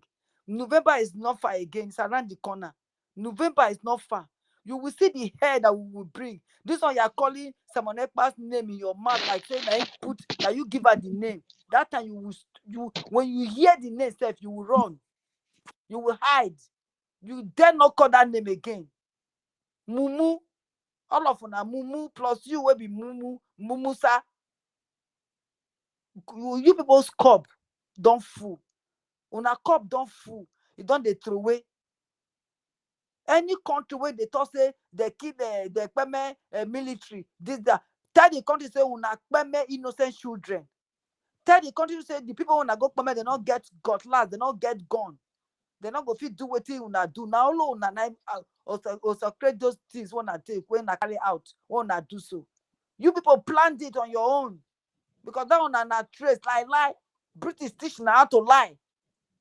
British teach people how to lie. So now secondly now lie. Mumu lie, not be now mumu lie. Hopeless people everywhere, nonsense people everywhere. You cannot go and fight your mates. If they make you go fight now for Afghanistan, and you go resign the next day. If they say go and fight in Russia, you will resign the next day. You cannot go and fight. But you are fighting innocent children that doesn't have not even the cutlass. They have not even seen the 3 square meal, 1 square meal to eat. So it's hard to go and fight. You are sucking people's oil. You cannot even settle them and make them feel at home. Make them nice. Rather, you want to come because they are nobody to you. You just want to come and wipe down and you think it's okay. You people think what you people did now, you people will just get away with it. You not lie. You not lie. You people will not get away with this, especially you, this mumu, what they use. You will never get away with it. Never. Not now, not ever. You can never get away with it. Thank you, my brother. Thank you. I eat my mic. Thank you.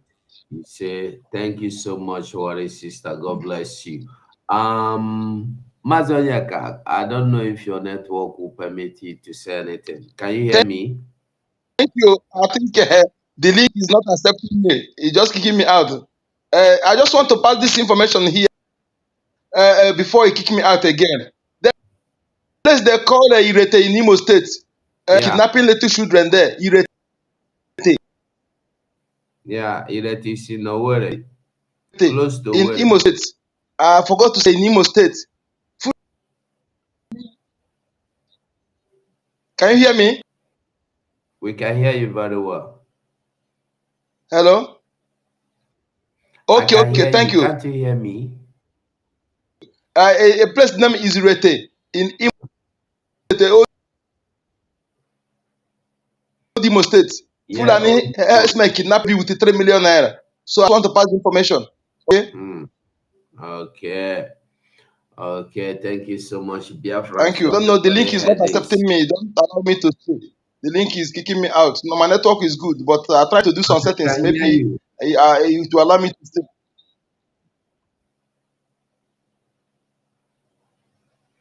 We can hear you. Should you want to talk? Thank you, sir. Thank you.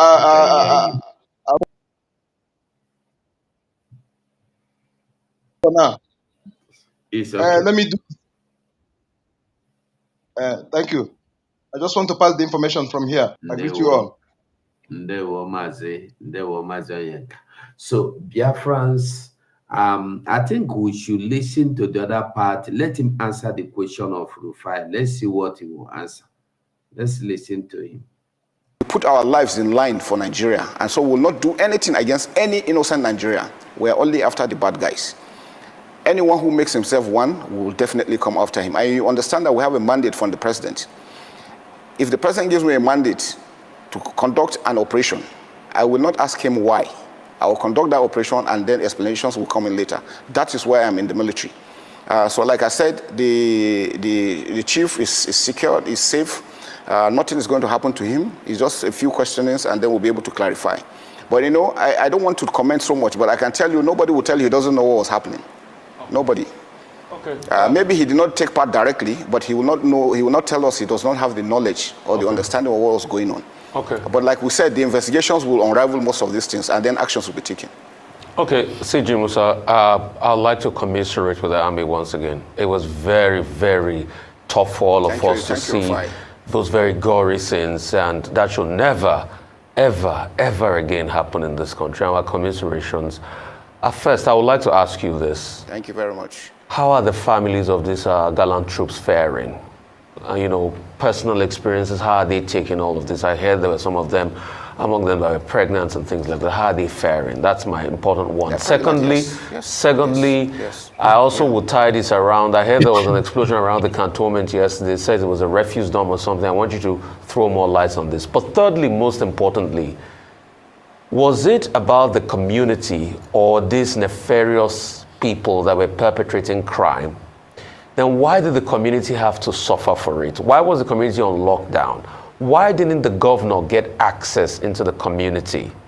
Why were they on lockdown? And what's the aftermath of your actions there? Because we've been seeing all sorts of pictures. I want you just to make clarification. What's the aftermath of your action? Are people going back to Okwama now as we speak? And were lives lost in those communities by your actions? Because, you know, you use the word flattened. Oh, if it was before, we'll have flattened. And that cringed me that, Oga Musa, we're in democracy. We are no longer, you know, a military regime. So should words like that even be used in the first place? Thank you. Yeah, I understand. Yeah. Yeah, well, I'm sure you're watching what's ongoing in, you're watching what's going in Ukraine, Russia. You're watching what's going in with Hamas and Israel. We're not doing that. We try to do things differently this time around. The aftermath. Are not doing that, but they are burning down houses, shooting down, flattening innocent people, flattening the community, burning down houses. They are not doing that though. You tell me the difference. Definitely will be that gradually when we finish the cordon and search operations, and cordon and search operation means we are searching every nook and crannies within the community. Because we know that a lot of weapons, because they have a lot of illegal funds, money from crude oil theft, they have bought a lot of weapons. During the disarmament exercise that was conducted, a lot of them didn't hand over all they had. And because it was an riverine area close to other countries, they have ways that they also bring on in weapons. Because it was because they had weapons, they were able to perpetrate this again. So it is for us to thoroughly clean the community and ensure that no weapons, They want to make sure they cleanse the community so that when they come, nobody will challenge them. How possible would that be? That they will wipe, cleanse, do thorough cleansing so that whenever they come to the city, nobody, no single person will challenge them. Yeah. Okay. Whenever they step into the city, nobody, not even a single body will challenge them. They will do whatever they want to do and they will get away with it freely.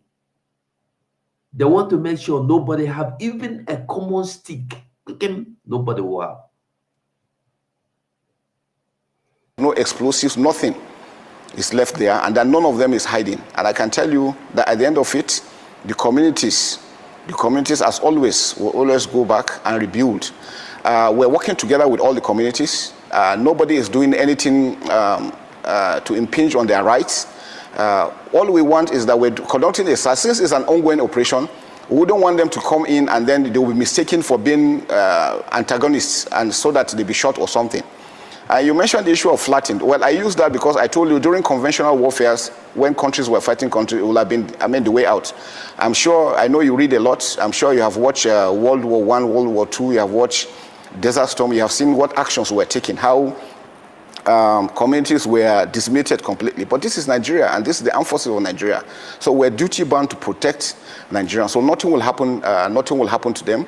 As soon as we finish the cordon and search, and we're sure there is nothing like that there, they will have access to their own communities to go back. But again, let us take it up truly. Like I mentioned earlier, those communities know these criminals. Some of them benefit from these criminals, these acts of criminality. And so if they say they don't know them or they are not aware, then they are far from the truth. But like I said, investigations will unravel most of these aspects, and we remain very, very professional. That I can assure you. We will not do anything to impinge on the human rights of anybody. The cordon and search operation is just temporal. It will soon be over, and once it is over, we're going to clarify, and everybody will be able to continue his work. I'm sure if we don't do it thoroughly and there's an accident or an incident and somebody is shot, it's going to be the same issue that the armed forces again is killing somebody. So we didn't want anybody to be there. We wanted to make sure that good people are secured. We're only after the bad guys as mentioned. Once again, thank you very much for commiserating with us. It is extremely painful, I can tell you. I barely sleep. Anytime I close my eyes, I remember the families. Most of the wives were pregnant, some 3, 4, 5, 6, 7, 8 months pregnant. Now they have lost their husbands. These children will come to this world without knowing their fathers, all because they wanted to protect their country. The children, those kids that are growing up, will grow up without a father. There's so much that can be done. But I can tell you, we will stand by them. The armed forces there. The president has himself, I'm sure you saw where he attended the burial, to show you his level of commitment. And he has also awarded scholarships, giving them some incentives, houses, and then so many other things, again, the national honor, which is very good. This has motivated our troops to continue to do well. One thing I also want to say is this. We are a professional army. We are Nigerian army, we are Nigerian armed forces. We're here to protect Nigerians. I will continue to protect Nigerians. Sometimes some things will happen and people don't have an understanding, and then, it's open to speculations. We don't follow speculation, we follow orders and we follow directives. But I can assure you that we always want to do the right thing. Maybe mistakes might be made, yes, because we're humans. But as much as possible, we try to curtail that. I'm sure you also know that we have standing court martials for all our operations. The armed forces we don't condone acts of indiscipline. If you commit another offense, you go and you face court martial and you are punished accordingly. I'm sure you are aware that just recently, a Major General too has faced court martial and the outcome is being awaited. So we don't hide our own, we bring them out because we want Nigerians to trust their armed forces and to know that we're there for them, day in, day out. General, which takes me back to the same point about legality. Now, you said it's a joint task operation involving various arms of the security network. But you then said, oh, maybe people speak out of lack of understanding. Now, I brought up that issue because Femi Falana SAN made it an issue. And Femi Falana SAN cannot be said to lack understanding. So at what point is the Nigerian military going to hand over persons who may be arrested to the police? Because it is essentially the function of the police to prosecute. That's one. The second part that I would like to ask you, there is a name that has been mentioned, one General Amagben, were not a colleague of yours. The other general is said to be involved in crude oil theft, and we were told fake general that the military had been looking for him from Okwama to Igboromotu in Bayelsa State. Now, what exactly is it about General Amagben? Endurance Amagben, his name is. Those two issues. Yes. He is actually the mastermind. He's actually the mastermind. He's the one who actually planned and executed this with his boys. And, you know, they have a lot of issues of cultism within the general area. So, and again, because I always say that because they were making money illegally, they feel that they are above board. They have so much money, they could do whatever, and they buy whoever it is that they can. But that's one mistake they've made. I think they've tried the wrong guys. And this time around, the full weight of the law is coming after him and his own team, and that's why we want to also appeal to Nigerians. Please. No vex.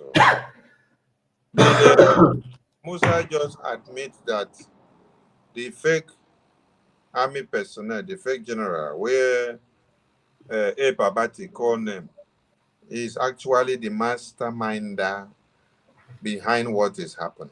Yes. So, you know the person that you say is the master planner of what's just happened. So, why don't you go looking for that person alone? You are arresting innocent people. Why are you then leaving the man that you say you know, and then you are going after the traditional rulers, you're going after the youth, you're killing and turning the whole place into a killing farm where blood is flowing? While he was speaking, there was videos of houses burnt and the boats and ships that were in the water areas.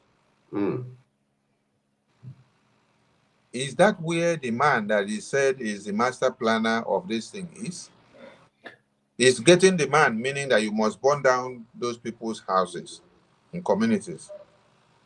You know, when you listen to these people, at times Belego, they turn you.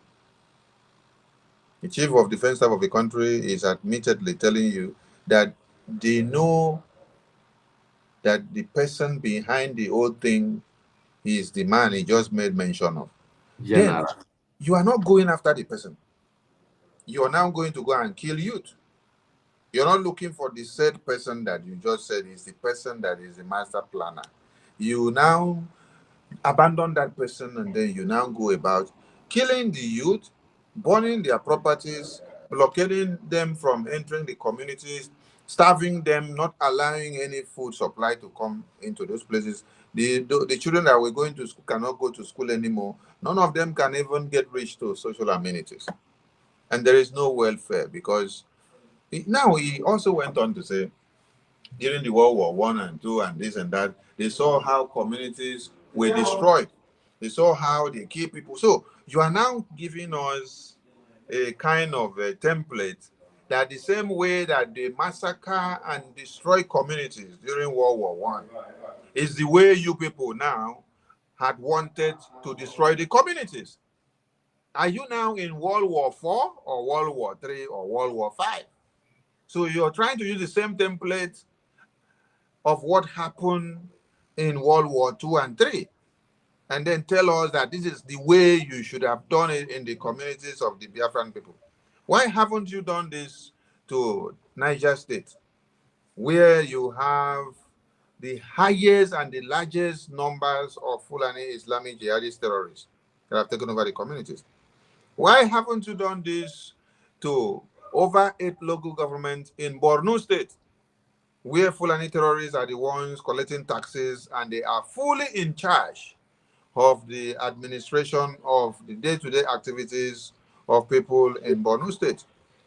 Why are you not doing same to the terrorists in Sambisa Forest? Why are you not doing same to those in Borno? Why are you not doing same to those in Zamfara? Why are you not doing same to those in Katsina? Why are you not doing same to those in Abuja?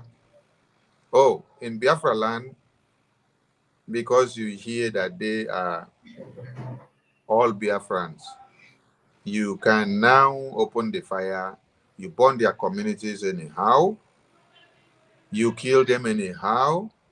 You say you know one person that you're looking for, only one person. No. The other, Dogo, the terrorist in the far north, who said, I killed over 80-something people in a day. In just one day. Not so, Mazi, sorry, not that he said. It was confirmed that he did kill them. Okay. They haven't gone for that Dogo. Wandume, that sacked communities, slaughter and desolate, cut off heads, rape women and children with his gang of terrorists, you have not brought him to book. You did not go and burn down the communities where they say he is related to or where he must have lived for years. In Biafra land, the case is different. When you enter Biafra land, you say you are looking for one person. Then you will now go on a killing spree. You will kill, burn the communities, burn properties, to the point that you want to take the traditional ruler alongside with you. And they say, no, you cannot take the traditional ruler. He is the custodian of our tradition. Allow him to sit down here so that they will see if you're coming to massacre all of us. And if you want to massacre him here in our own traditional ground, in our own palace, so that we will see what will happen. No, you say, no, Musa, let the show continue, because people should be taking records. So that by the time the Biafran people will now come back for the revenge, you will not say, we did not hear it. Everybody should be hearing what Musa is saying. Oh. It is the order of Tinubu as the commander-in-chief of the armed forces. He has repeatedly said it more than 3 times, that as the commander-in-chief has given him the order, all he has to do is to go and kill every Biafran there. After he finished killing them, he will come back to tell of how he carried out the killings. So, we listen, and we are taking the points, one after another. Mwachineke, over to you, please. Helen Peters, welcome to the studio. We see Helen. Helen, can you hear us? Like I'm hearing very faint. I don't know if you can hear me. Can you hear me? We can hear you very well. Loud and clear. Yeah. But I'm hearing you very faint. Anyway, good evening, my ministers. Thank you for bringing me in. Good evening, our great mother. We appreciate your good work. May the good Lord continue to protect and strengthen every one of you in Jesus' name. Amen. Like my minister said, that listening to this man, like Bele will be turning you. And that is what makes me to come in, because I was like busy, I was listening, but I couldn't hold myself. How can this man just come up now and be saying this trash to people's hearing, that they are conducting an operation of destroying people's houses, burning people's community down, that there is war, I don't know, war for, I don't know, war for or World War III, or Gaza and Israel war that is going on in Biafra land. I don't really understand what is going on. How can this man just come now and know that the soldiers, they have wives, that when they are killed, their wives, some are pregnant there in Biafra land. But when they kill them in the north, those wives, they are not pregnant, they are not soldiers that they should mourn. It is only in Biafra land that they will have the strength to conduct whatsoever power they want to conduct. This is a thing of shame. And them asking their questions, they cannot ask them, why is it that this enforcement that you are carrying out, why don't you carry it out against those that are killing you people in the north? So that we will know that this is how you have been operating ever since. And this is your own way. Nobody can stop you. No. We are only just saying that soldiers can easily just carry out such an operation, destroy people's property, burning community down, sake of they are looking for just their soldiers that they said they buy. I don't understand. Because they saw that we don't have the means of defending ourselves. They said they have acquired ammunition and all this, that such ammunition that is not with the terrorists that is killing them in the north. I don't understand. This is a terrible situation. So our people, you need to defend yourself. Oh, they have brought the word. They said after killing and destroying you, then you will rebuild your community. That is what the man said, though. I heard that one from him. He said after they conduct and burn down your community, you will go back and start rebuilding. You will only go back when you are alive. If you don't defend yourself, you are gone. You better start defending yourself now, because these people, they are out to kill us, the Biafrans, and nothing else. Nothing else. They don't have good plan for. How can a soldier just sit on a public and a world? He knows everybody is watching him all over the world, and he's agreeing, commenting this kind of comment against human being, that there is war. If there is war, the war between Russia and Ukraine, they are both exchanging guns. It is not only one side that will be killing one person. No. If they said they declare war against us, they should let us know so that we also fight back. What kind of a talk is this now? War is not just only one part. It is between two people. How can you say Ukraine and Russia, you are using Ukraine and Russia against innocent citizens that you are just oppressing, killing for nothing's sake? You are using them for example. War is between two people. Hamas and Israel are fighting. Hamas is releasing bullets. Israel is releasing their own. They should let us know. Man, I don't know. I don't know. I can't hold my peace. That is why, no. I just have to pour out my heart. Thank you very much. Let me yield my mouth for now. Thank you, sir. Thank you so much, Helen. Please, you can mute yourself because a lot of I'm not even hearing you. I think I should go out and will come back. Okay, now, and you shake your own volume. Maybe you reduce your volume. So, Biafrans, we heard everything that Musa said. Number one, like our Minister for Info said, they know the person, the culprit, the offender, not even just, sorry, they know the chief organizer, the head man, the hit man, the kingpin, the general of the whole matter. Yet, they have not begun looking for him. They have arrested, they have shut down, they have flattened the community, physically, spiritually, emotionally, to the point that even the governor of the state has come out, pleaded with you people, allow these innocent people to go back to their homes. You can continue with your searching.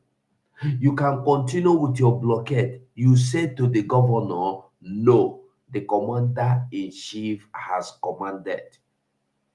To the point that even the governor was restricted from entering that community. He was turned back. He could not go into the community to see the level of damage these people has done to the community. And you say you are professional army. No, you are Nigerian army.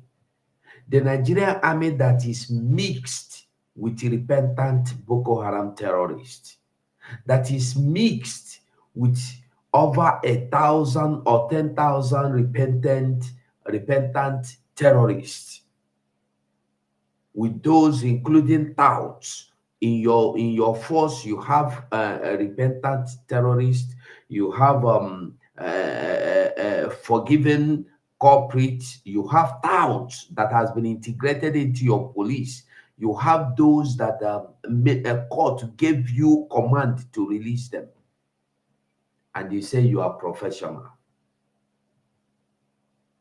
Now you wipe down the community. You come here to tell us that they will build back their community. They will build their not that you, as the army or the state or the government of Tinubu, is going to rebuild what you destroyed.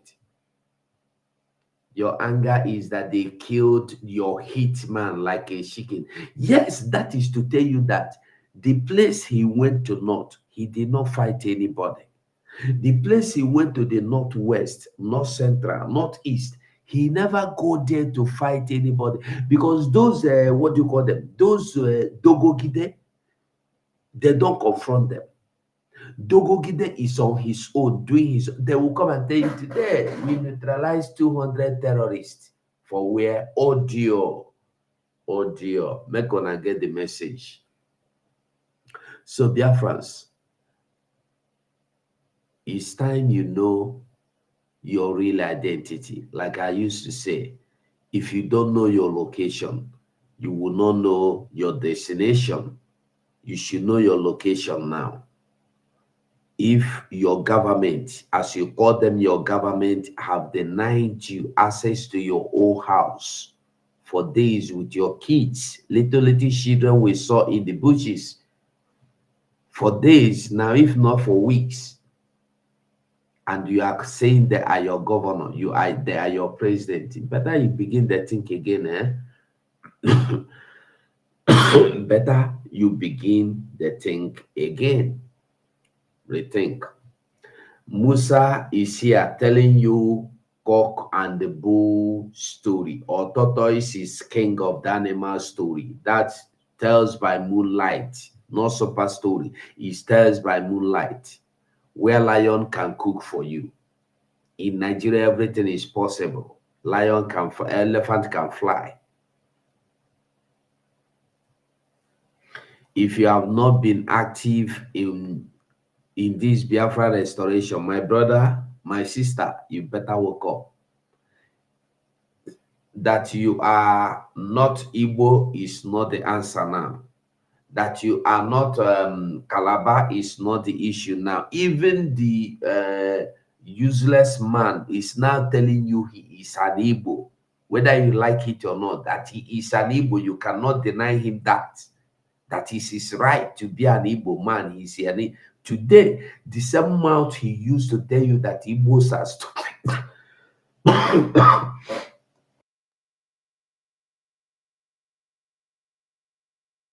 Sorry, Mike Chineke. Sorry. You know, listening to Asare Dokubo is like when you just want to take some coffee. You look for popcorn, you put it inside plate, and then you put coffee. You just be picking it like this, one, between for your mouth, just to while away time. Because Asare is the same person that said he was Igbo before. His father was Igbo. And there is no how you can take that away from him. And then later, when he needed contract from One Nigeria, he came out and told them, I am no more Igbo. I can never be Igbo. Igbos must be destroyed. Later he came out, I am not a Biafran. Ijo is not Biafra. Ijo can never be the people of Kalabari and no Biafra. It is with that same idiosyncrasy that some foolish people woke up yesterday. Oh, Masuko, please enlarge this my screen, enlarge my profile, because I want to explain something to some people. Enlarge my profile. Okay. It is because of the nonsensical mindset of Asari that some youth that were following him woke up someday and then say, Ijo.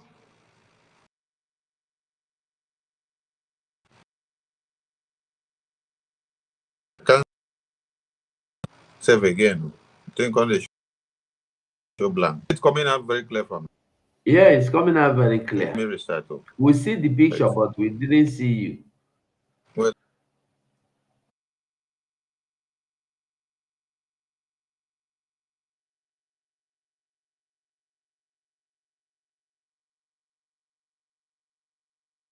You can share the picture. Mazi, you can share the picture as share the picture so that only the picture, so we can project the picture. Yeah, it's not clear again. okay. Am I coming out now? Very well, yeah. Sorry, my connection is kind of bad. Okay. With what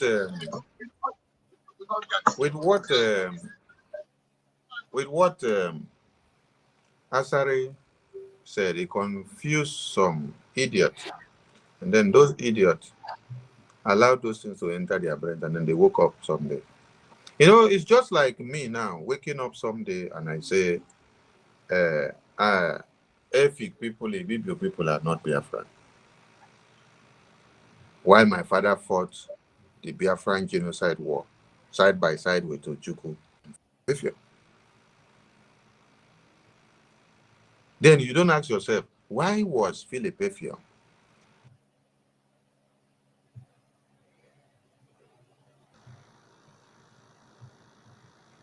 Why was General Achibong a Biafran?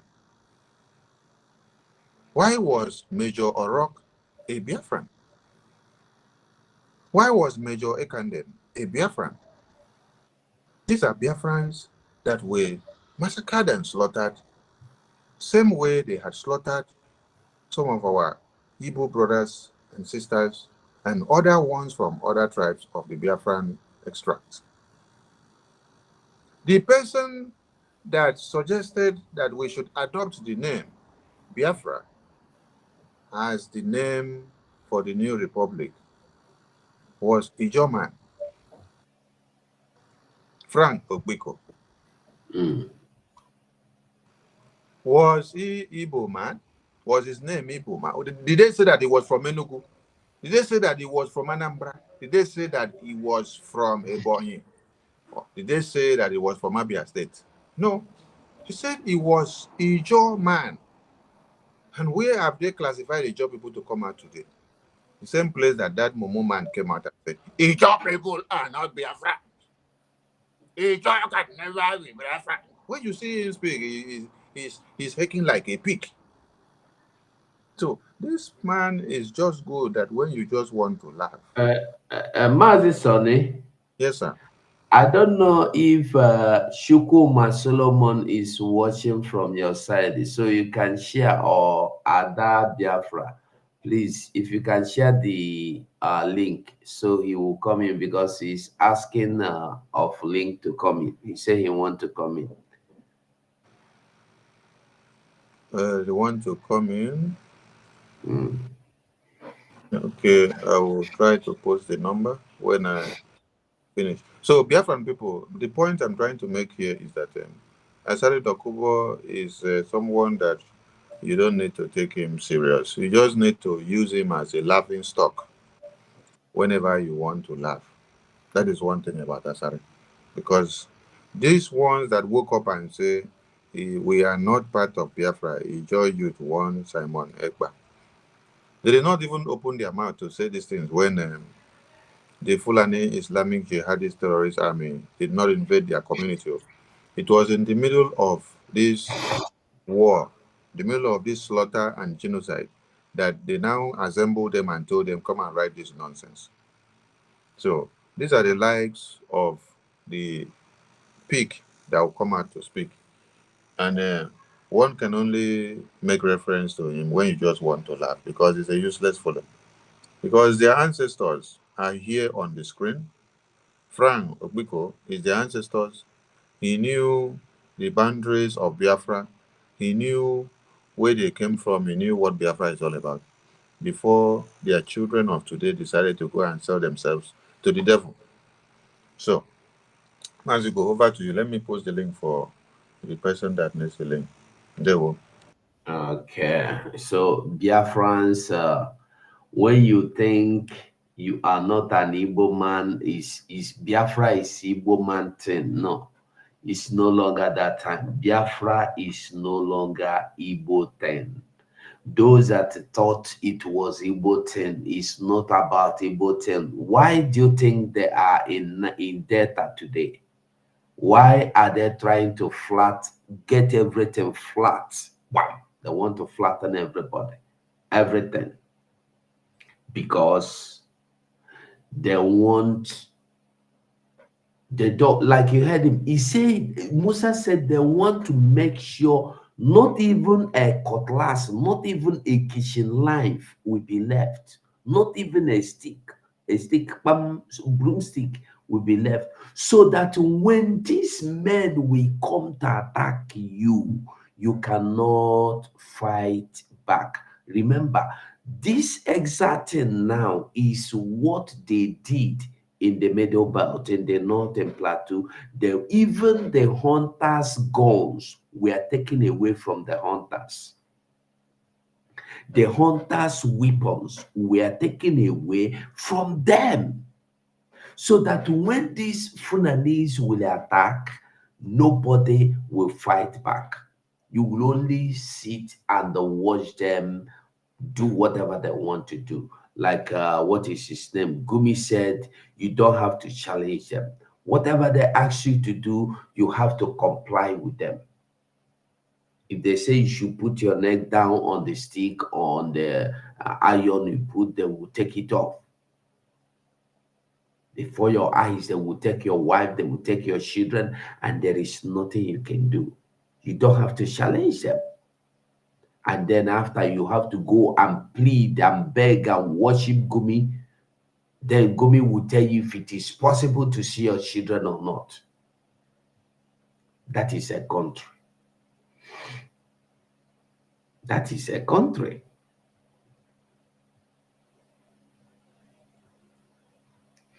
I want us to understand that in this life, if you don't know your destination, you will not know your location. If you don't know your location, you will not know your destination.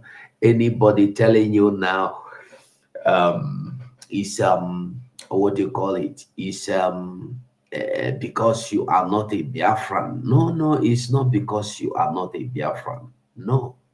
If they are telling you now you are not a Biafran, ask yourself the question, then why are they fighting you? Why is it that they want to take away all your arms, everything you have for self-defense?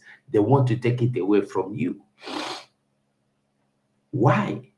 Why would police before the very eyes, in the presence of police, the kidnappers would kidnap you and the police will not do anything? Have you imagined? Have you asked yourself why?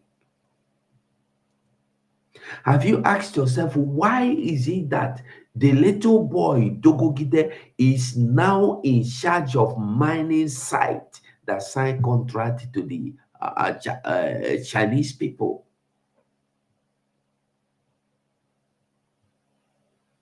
Why? And your oil Your oil that is the reason why they are there now in the name that they are for peacekeeping.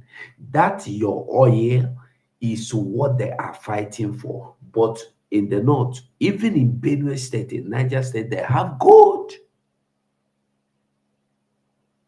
Mineral resources are everywhere. Nobody is saying anything about them.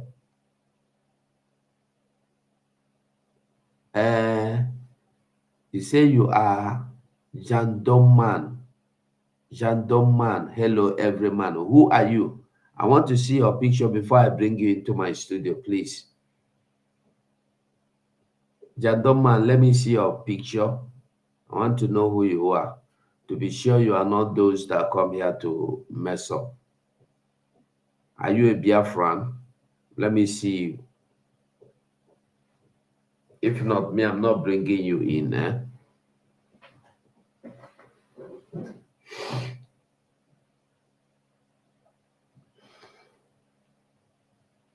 So when they tell you you are not a Biafran, it's just to deceive you, and at the end of it, you will be their prey.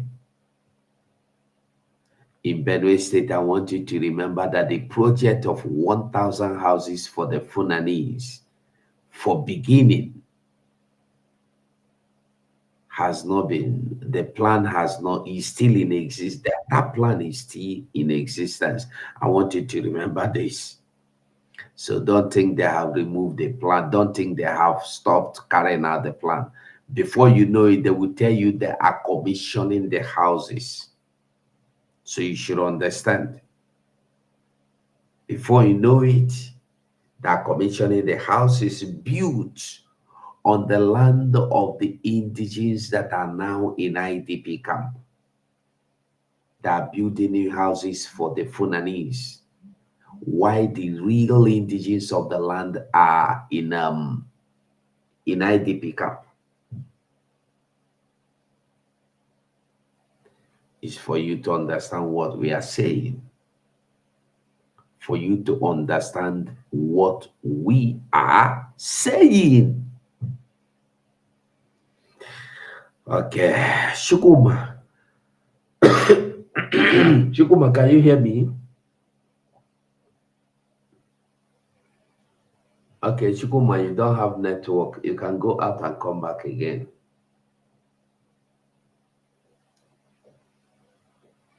Even you, Jandoman,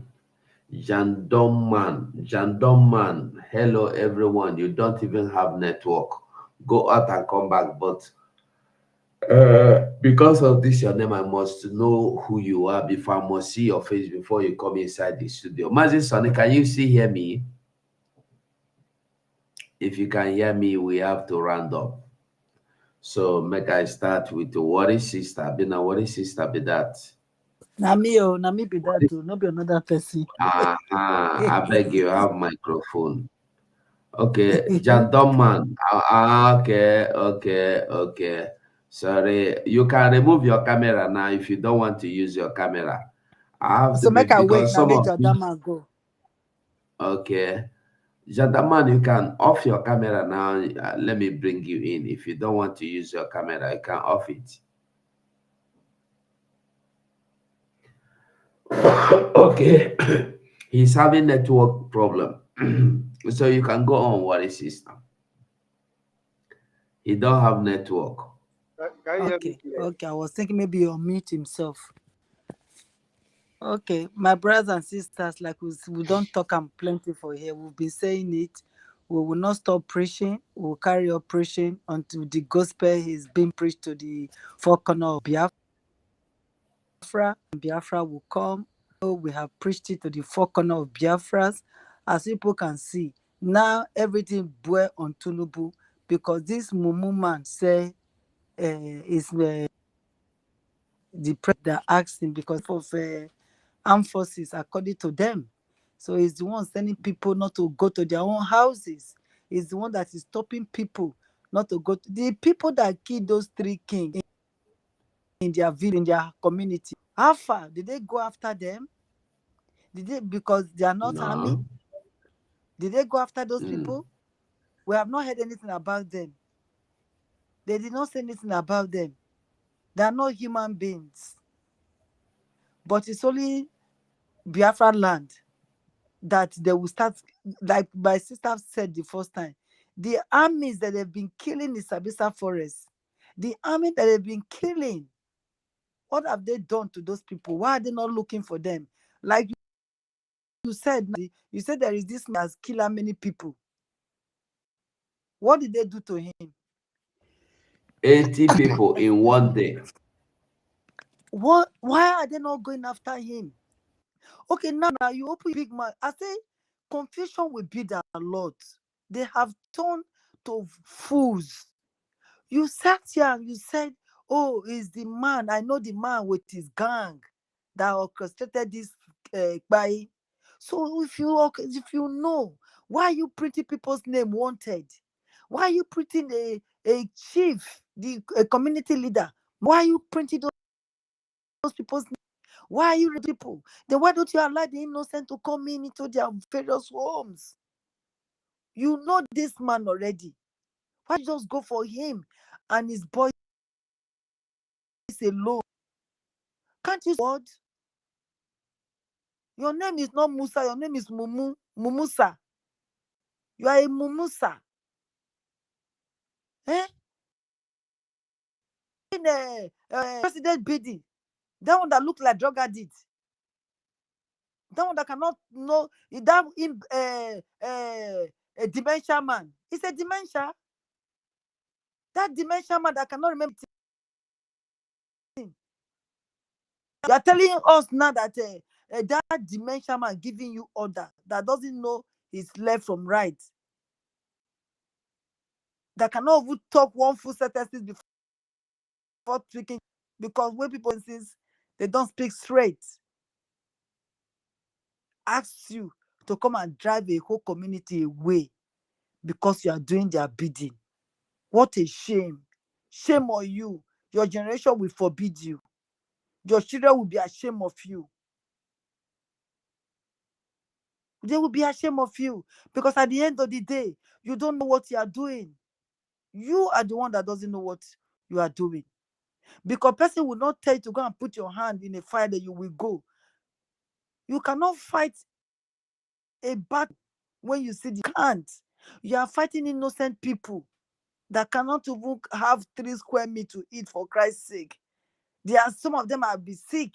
Some innocent children will die in that bush. And you will not allow them to come into their various houses. Thank God Nigeria, zoo country, is not that cold. And now the rainy season is coming. Rainy season is coming. Allow them to enter their houses so that snake will not bite them in those bushes that they are. Go after the man that you know. Are you scared of him? If you know, is it that thing? Are you scared? Are you scared of him?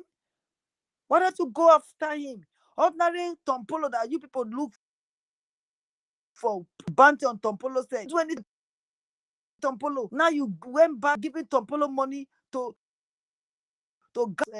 a property. You think you can catch this person? If you know this person, go for him and allow people to come back to this, because you will reach your turn one day.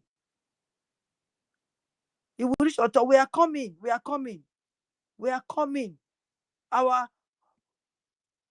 Taneru is coming. The Obato BA is coming. It's coming for you people. It's coming for you people. Nobody will kill or permit Obato BA's person and go scot-free with it. It will not happen. Not now. Tell your Tunubu that the bidding that he has asked you to do is not the right thing to do. No country will support you. The Agbara you when the time comes. You people are doing your own now. It's okay. All these people that batting tomatoes head is giving you interview, and they cannot even ask you simple question now because they will be dodgy. They don't ask that question. They cannot even ask you a proper question. Okay, so you know this guy. Then why don't you allow other people to come in? They cannot even say that to you now. They allow you to and go just like that. We are coming for you people. Biafrans, we have to sit up, join hands together. At the time of I'm not Igbo, I'm not Yoruba, I'm not Igbo. That's gone past. It has gone past. They don't care for nobody. Even the Ike Clark that deceived most of you people because he's the only one around now that is close to power. Deceive people. Look at him. They dealt with him too. So you people should not listen to anybody, any police, whether you Robo Progressive Union. Don't listen to them. The only person that you listen to is our Atobie. The Agbaragburu. The Agbaragburu turned away, they scatter this stupid zoo. The only person you will leave, that is the good guy that wants your good, that wants your betterment. Nobody. We are chatting here today is because of him. I'm having mouth to speak today is because of him. It's because of him, nobody more. We can analyze and preach and do everything. It's because of this good guy. The Robo Progressive Union for over many, it's almost a month now, if not 3 weeks now. These fighters, it's only now that coming. Awards. Our Albate came next day to preach, to give order. Some obey, some not going to obey. They are for you people, whether you believe it or not. They've started. If you don't move, if you don't take action, I'm telling you, we know these people more than you people because we have university at Nnamdi Kanu, the leader of Biafra. We went to school with him and he taught us how these people behave. This animal, this cowardice.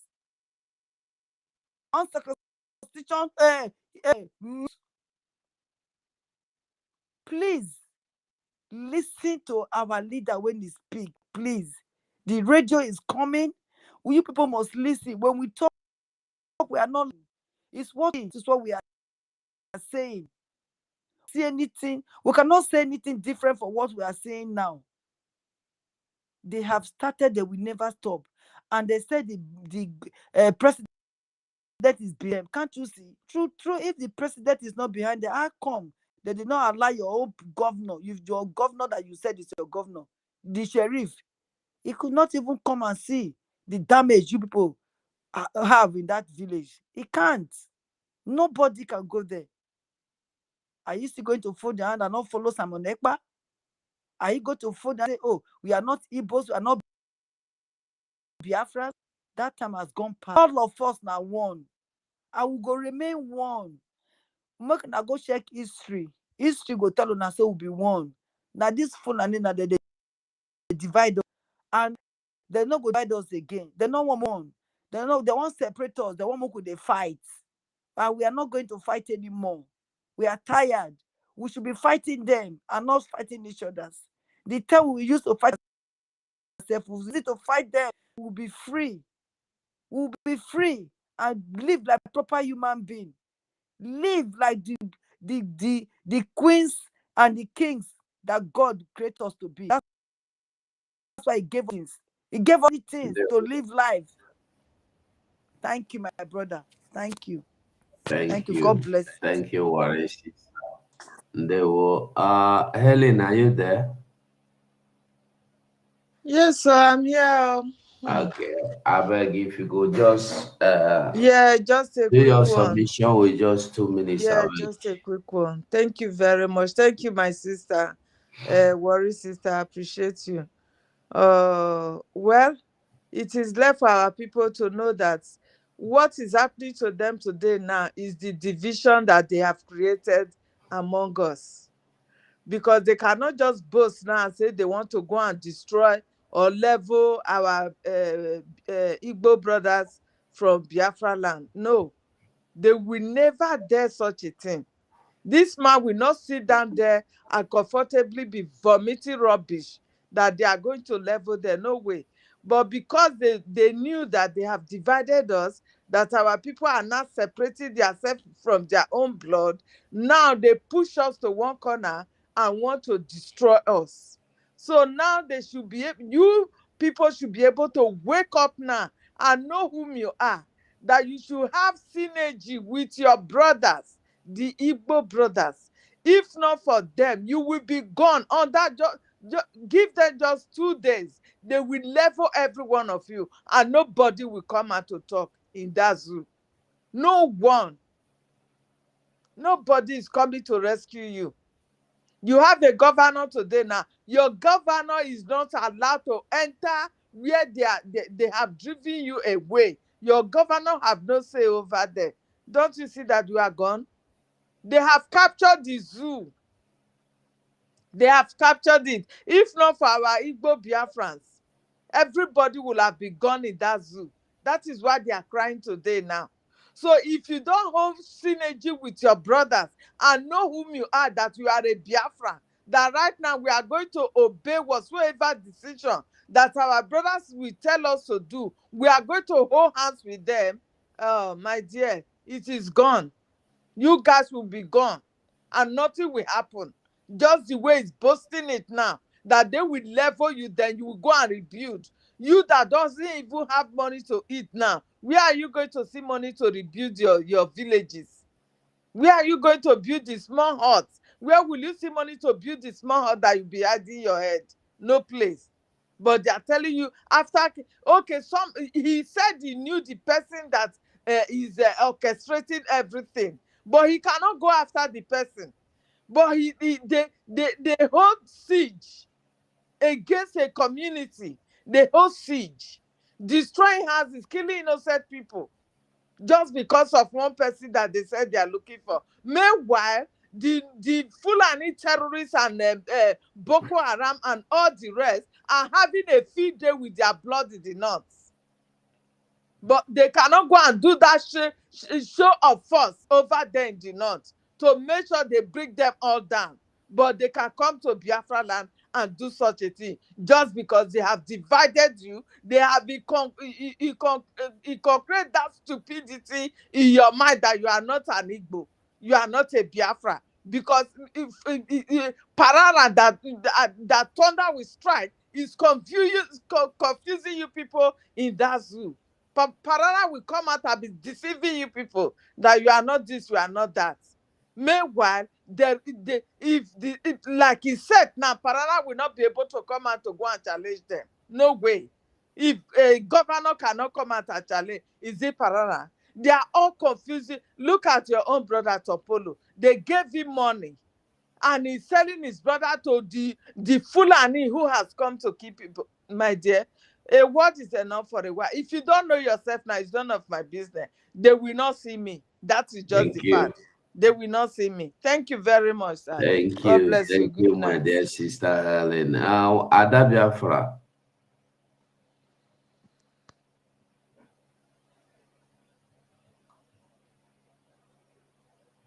We can't hear you. Oh, really? Okay, we can hear you now. We can hear you. Go on. Are you hearing me? Yeah, we can hear you. Okay. So, my people, a lot have been said. My worry sister and the last speaker have said it all. We really don't have to dwell on this. You know, Onyendu said one time, because I followed him a lot, that elephant is an animal you cannot just eat like that, that they will like to pieces it in order for the person to be able to eat it. We, the Southerners, the Southeasterners, generally known as Biafra, they will always bring division among us. And if your mother ties two wrappers, we are all the same. There's no difference between us. They just want to create that dichotomy in order to be able to split us, fighting while they are taking our oil and our gas. And unfortunately for them, they lack management. They don't even know how to manage the money they steal from our land. But we thank God that Mazi Nnamdi Kanu and Obatobie, our prime minister, God brought them to liberate us from the shackles of these inhuman people that came from Sahel. We are not related to them at all. That's why they don't have feelings for us. So we have to keep it here. In the meantime, we should always remember that we have something at hand. It started from 1st of February, our self-referendum voting, and going to Lati. You need to complete your ID card, and everything is on the Biafra Government in Exile website, www.biafrarepublic.gov.org. Sorry, I beg your pardon. So we have a lot to do, but the zoo, they keep bringing us back to where we left them, because they need us more than we need them. They need us so much. Recently, they were trying to blackmail our brother, who is unfortunately one Nigerianist. His aircraft crew members were wearing locally made dress, and they are tagging it Igbo dress, Igbo airline, Igbo this, Igbo that. All those racial bigotry, we just have to overlook it and move on, because we are special people, special breed. We always set the pace and others follow. So my people, let's remain focused and remain strong. We are one, and God has blessed us. Thank you so much, Biafrans. Thank you, my minister, and my information minister. Thank you, Ezibutada Biafra. Mazi, Honorable Minister, you make it close the show for us, I beg. Thank you, Biafran people. Thank you, the ministers of the Gospel of Biafra. And thank you to our Supreme Leader. Thank you to our Eternal Leader. Thank you to the heroes and heroines of Biafra. Thank you to Biafra Defense Forces. Thank you to our Obatobie. Obatobie. Obatobie. He came to finish it all. And he's the great finisher. The Itiare Kondo of Biafra. Thank you for coming to finish the work that our ancestors started. The Agbaragburu, you have to call it Agbaragburu. The Agbaragburu. Wait, the Agbaragburu is of which extract, so that I can encode it? Urobo. Okay, the Agbaragburu of Urobo. Yes, Agbaragburu of Urobo. That is thunder that destroyed the zoo. It's a thunder, fire thunder. Thank you. The Agbaragburu of Urobo. Yes. He has many names, and the archives of Biafra will keep all those names. Those names will be written in gold. So, without the Prime Minister of the Biafran people, a lot of things would have been upside down. And I thank God that with him standing his ground, the likes of Musa and his boys can be crying in Biafra land. Musa made a point that they have been going to the far north, and they do the showy display and come back to the media and tell the world they have neutralized 200, they have neutralized 3, they have neutralized 5, they have neutralized 500. Just photo, audio, they see any evidences. And they have been flexing their muscles and doing it the way they like and go anyhow and come around. But this time around, they said, oh, they are so shocked that the same team that they have been using to do the showy display in the north came to Biafra land, and then they are getting the shock of their life. So that means there is a difference in the modus operandi. There is a difference in the show. There is a new sheriff in town. There is a difference in strategies, and there is a difference that things must be done when you enter the terrain of Biafra. You thought it is the normal way that you go and then kill anyhow, walk around and then move. No, no, no, no, no. But we want Biafran people to understand one thing. Old Delta State, old Bayelsa State is Biafra. And there is nothing any idiot can do about it. Not even Musa, not even Tinubu.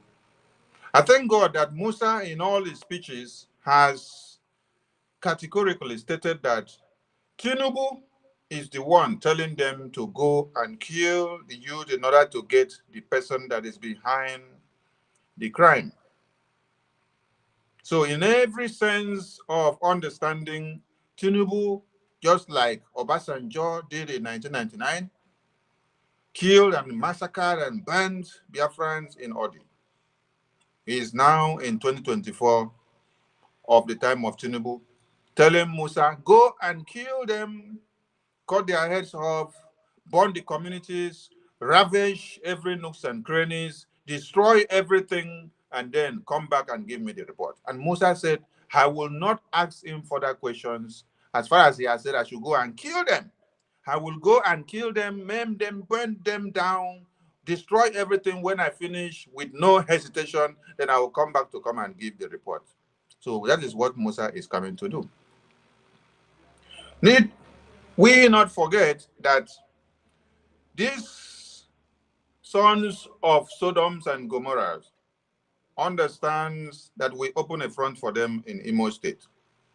And they got it very hot. The kangaroo photos and videos and the showy displays that they did in the media, which they were tagging it ESN, ESN, ESN. We asked them to go back there and do the same video again and come back and tell us and show us that Valley of David that they were showing us before, and then make the same video and stand there and then make everything to go viral again. They refused. We asked them to come back and tell the entire world what they got after a few days as they went back there. It's very easy for you to work with sabos to think that you can take the Biafran people down.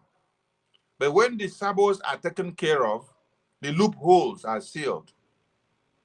But Musa cannot come back to tell the entire world what he got back from the Biafran people after that. We understand that the concentration of these non-entities has been in Imo State, which is where we are going to use to determine the firepower of Biafra to them. And they have been collecting it, woto, in thousands of ways. So they had to look for a way of diversion, divert the focus of the Biafran army from the ball, from the rising sun, which is set in Imo. They wanted to divert the Biafra Defense Forces' attention away from the focus of dealing with them and delegitimizing their existence in Imo State. So when you see what is happening in Old Delta and Bayelsa of Biafra land, do not be dismayed because everything is well planned. How do I explain this to you? If the Chief of Defense Staff of the Federation of One Nigeria is telling you that we know the person that is behind everything, and he called the name, Abe Abati, called the name for him. They said he's a fake captain or a fake general, that they know him is the one that is the masterminder of everything. Then yet, they did not go to look for that person. Rather, they started burning the entire community, destroying and killing the youth. So that means the aim and objective of what they did, this occupational army, was not to go and look for who they are talking about. It was to use this person as a cover-up to go in there, kill Biafrans, burn the communities, destroy everything in the land. If you knew who you were looking for, why didn't you go straight for that person? Why going to burn the communities and to destroy everyone around there? It is because it is a well-planned attack They have to go and stage it that way, use one name. At the end of the day, you kill the youth, take their bodies away. Then as the traditional ruler said, no, the killing must stop. The youth storm and say you cannot take him out. Then you use that same way and manner to kill more of them. And you are here telling us the commander-in-chief of the armed forces has instructed us to continue the killing until we finish burning down the communities. That after you finish burning them down, killing them all, they will rebuild it again. Obasanjo did same. And after then, the cities of Odio was rebuilt again today. So it is in your own time of Tinubu that you must also destroy it. But there is one thing you must understand. That when you see us laugh and look at you like this, you don't understand the rage and the fury in us. If you do, you will not dare go and kill one Biafra. This is not that time of 1999 of Obasanjo. This is not 1966 to 70s. The bravery of Biafrans today are quite different from what you saw before, because we have seen too many dead and too many dead bodies and so much blood shed, because the people that are supposed to have protected and defended our people are actually the ones that are aiding and abetting and deciding to work as stooges to bring in these monsters to come and cut off heads of our babies, burn them in their sleeps. So in 2024, the Nigerian army with all their apparatus have met their doom. The Biafran government in exile, the Biafran Defense Forces will respond to you in the hard way. We've also seen Tinubu, the same Tinubu that is telling Musa to go and kill the people in O, Bayelsa, and Delta of Biafra. This is the same Tinubu that is shaking hands with his grandson, the newly elected president of Senegal, a visionary man. And I tell all of you here now that most of us in the Biafran Republic government in exile cabinet, most of us in the de facto government in the homeland executives, we are not up to 44 years old. We're just few that are at that age. But did Musa, did Tinubu sit down to say, oh, I am resolving conflict, or I want conflict to be resolved in Senegal, and I love the way they now allow a youth to take over the governance and to allow the minds of the people to speak. Let me reciprocate same in Biafra issues. No, he needs iron hand and force. Buhari said, we kill over millions to keep Nigeria as one. And then Tinubu is telling you, kill Biafrans so that Nigeria will not be broken. And Musa is very proud to stay in front of the television and say it with everything inside of him. Don't worry. You will hear from the Biafra Defense Forces. We thank the Biafran people for listening, and for our Biafran brothers and sisters in all Bayelsa and Delta. The Biafran government in exile are with you. The Biafran Defense Forces are with you. Stand your ground, because we are not backing down. What is happening is part of the liberation. It's part of your freedom. It is one of those things that the enemies will use as a tool to see that they will shrink and weaken the embers of focus, so that the liberation will now deter. They will now wave away from the focal point and now drift into somewhere, so that the Sioux terrorists will capitalize on every loophole. We tell you that we are watching everything and we are following everything up. In due time, the people of Bayelsa and Delta will see and understand that they are back to their roots, and that no Biafran will be killed and they will now go scot-free without getting a reprisal. Remember that our fundraising is on a public note every Saturday, and you can visit the website at your disposal.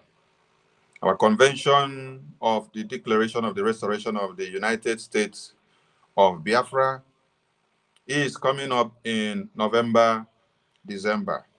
Visit the Biafra Security Administration Database website and get accredited and wait for your voyage to Finland. See you in Lati. See you in December 2nd as we declare Biafra. Remember to apply for your ID card because it is the only identity that you have to identify yourself internationally and otherwise as a Biafran. Remember as well that we have the Biafran coin, where you can stake your coin and make profit and make earnings. Just like you have other coins in the market that people can trade and make profit from it, the same applies to the Biafran coin. And it is a stable coin. It is not fluctuating like the Naira nonsense. Musa said they went to kill Biafrans in order to stabilize Naira. They went to kill Biafrans in order to see that oil and gas prices remain stable. It can never remain stable because you have been killing Biafrans to make the money.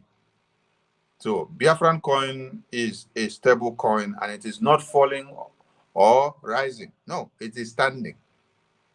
If it has to make a difference, the difference will appreciate instead of depreciating. So we want Biafrans to understand that this very government have set everything in place to save the Biafran people and to restore Biafra. We have Biafra license offices in all countries where Biafrans are domiciled. And we are imploring all Biafrans to organize yourself and make sure you all establish your license offices and get them registered in your countries of residence, because this serves as your embassies for you now and will be automatically converted to the embassies of Biafran people after Biafra is restored. We send message to Biafrans in Taiwan because we got a notice that there was earthquake in Taiwan and then there has been destruction of lives and properties. We sympathize with Taiwan as a country of refuge to the Biafran people. I tell you, anywhere you go that you see no Biafran, run away because that place is unwalkable because Biafrans are everywhere. So wherever there is conflict in anywhere, the Biafran government in exile stands shoulder to shoulder with that country because of refuge that they have given to Biafrans in those places. Any country that we are grateful to those countries for harboring Biafrans, allowing them to work there, giving them residence permit, and granting them asylums as that when due. Allowing us to integrate ourselves into the government of any country is the biggest of it all that any country can do. If our country that we came out from was good, we wouldn't be running out to other places. That is why Biafrans run out of the Zoological Republic to have a better life. But yet, every resources that is being harnessed in every other Western world country is taken out from our communities. That is why we need to restore Biafra so that we can go back and harness our resources and make use of everything without somebody making use of them for us. So Biafrans in Taiwan and the government of Taiwan, the Biafran government in exile and de facto government in the homeland, under the leadership of my Prime Minister, Maazi Simon Ekpa, the Commander-in-Chief of the Armed Forces, sends his message in commensuration and in empathy and standing shoulder to shoulder with all of you, that we are with you. So Biafrans, it has come to our notice that when we try to make contact, we didn't see Biafrans coming out from there for us to know how they are faring. So the government of Biafra is calling on Biafrans there to contact either the media team or any of the government officials or the number that was posted out on the official government website for us to know the welfare of Biafrans in Taiwan. Please reach out and contact any of the media teams of any of the government officials wherever you are. We need to know how our citizens are faring where there is disaster. That is why you have a government where you can engage countries diplomatically, politically, and to be able to carry out and checkmate the welfare of your citizenry. That is the government of Biafra, and we look after our own. We are anticipating the restoration of the Biafran nation, and we call on all Biafrans to understand that the only hope of any man in this planet Earth as a Biafran is Biafra. Countries are taking and borrowing steps and standards and templates from the Biafran government in exile. Today, you see that the newly elected president of Senegal has adopted a new portfolio, and that is the prime minister's portfolio. Senegal now have a prime minister. Where did the dreams and aspirations and visions come from? It came from the visionary leadership of the prime minister of the Biafran government in exile. We have a leader, then we have a prime minister. So Biafra is the light to Africa. Biafra shows you the way and you copy. Biafra teaches you and you learn. A nation that is not fully restored yet is already teaching people of what to do. And they know the importance of a prime minister. They know the importance of a sitting president. So Biafra has come to stay and will continue to educate others. So as Biafrans, do well to partake in the liberation contributions so that when your children and your grandchildren ask you tomorrow, Papa, why are you being treated as a foreigner in Biafra? You wouldn't be ashamed to explain why. Because most of you will be treated as foreigners in Biafra. And your children will ask you why. Why don't you have the same right with Mazi Ugochukwu? Why don't you have the same right with Adab Biafra Betty? Why don't you have the same right with Warri's sister? Then you will be ashamed to tell your grandchild that while Simon Ekpa was the prime minister fighting to restore and to see Biafra, that you were on the fence. You were one of those attacking Simon Ekpa and you refused to contribute your $1. You work in America and you are making about 1,000 to 2,000 in a month. You cannot contribute even $25 for a month. But African Biafrans or Biafrans that are in Africa that makes $10 per day for a day job will be able to contribute something for their liberation monthly. But you that is making about $80 per day, you cannot contribute $25 or $10 in a week.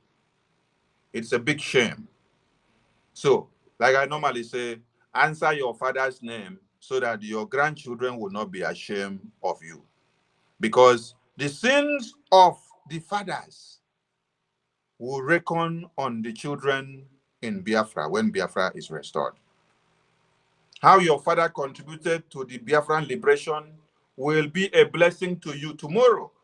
How your father did not contribute to the Biafran liberation will be a curse to you as well tomorrow. Because you come out from that lineage, that family, you answer that name. That is why on the database website, children that are not up to age 18 are not compulsory to support the liberation financially. But you have to register them, put them on the database system so that we will know this child came from this loins. This child came from this loins. This child came from this loins. So that when we are tracing them, we will know their root. And their root really, really matters. I salute all Biafrans and I say, Jisike for supporting the liberation. Do not think that for you to support the liberation that you are doing the prime minister good. No, you're not doing it for the prime minister. You're doing it for your own good. You're doing it for your children. You're doing it for your women. You're doing it for your families. You're doing it for your unborn children. It is not for Simon Ekpa that you're doing it. It is not for Nnamdi Kanu, because these two men are gifts to the Biafran people. And if they back down tomorrow, they will still be fine where they are. But you will be massacred, like Musa said, that the mandate that was given to them was to come and massacre all of you, and then after they will come and give reports. I salute all Biafrans.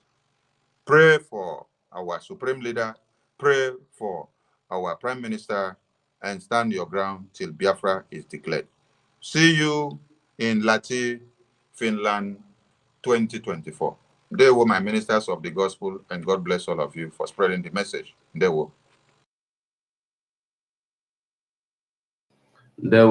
Good night, everybody. Good You night. must go and listen to Simon Ekpa, who is doing a very fantastic job. Very great job that Simon Ekpa is doing. Very, very, absolutely fantastic job that he's doing. You must listen to him and share his videos accordingly. Very, very important. He is bringing a new dimension to this very awareness that we are making, and you must listen to him. Very, very important.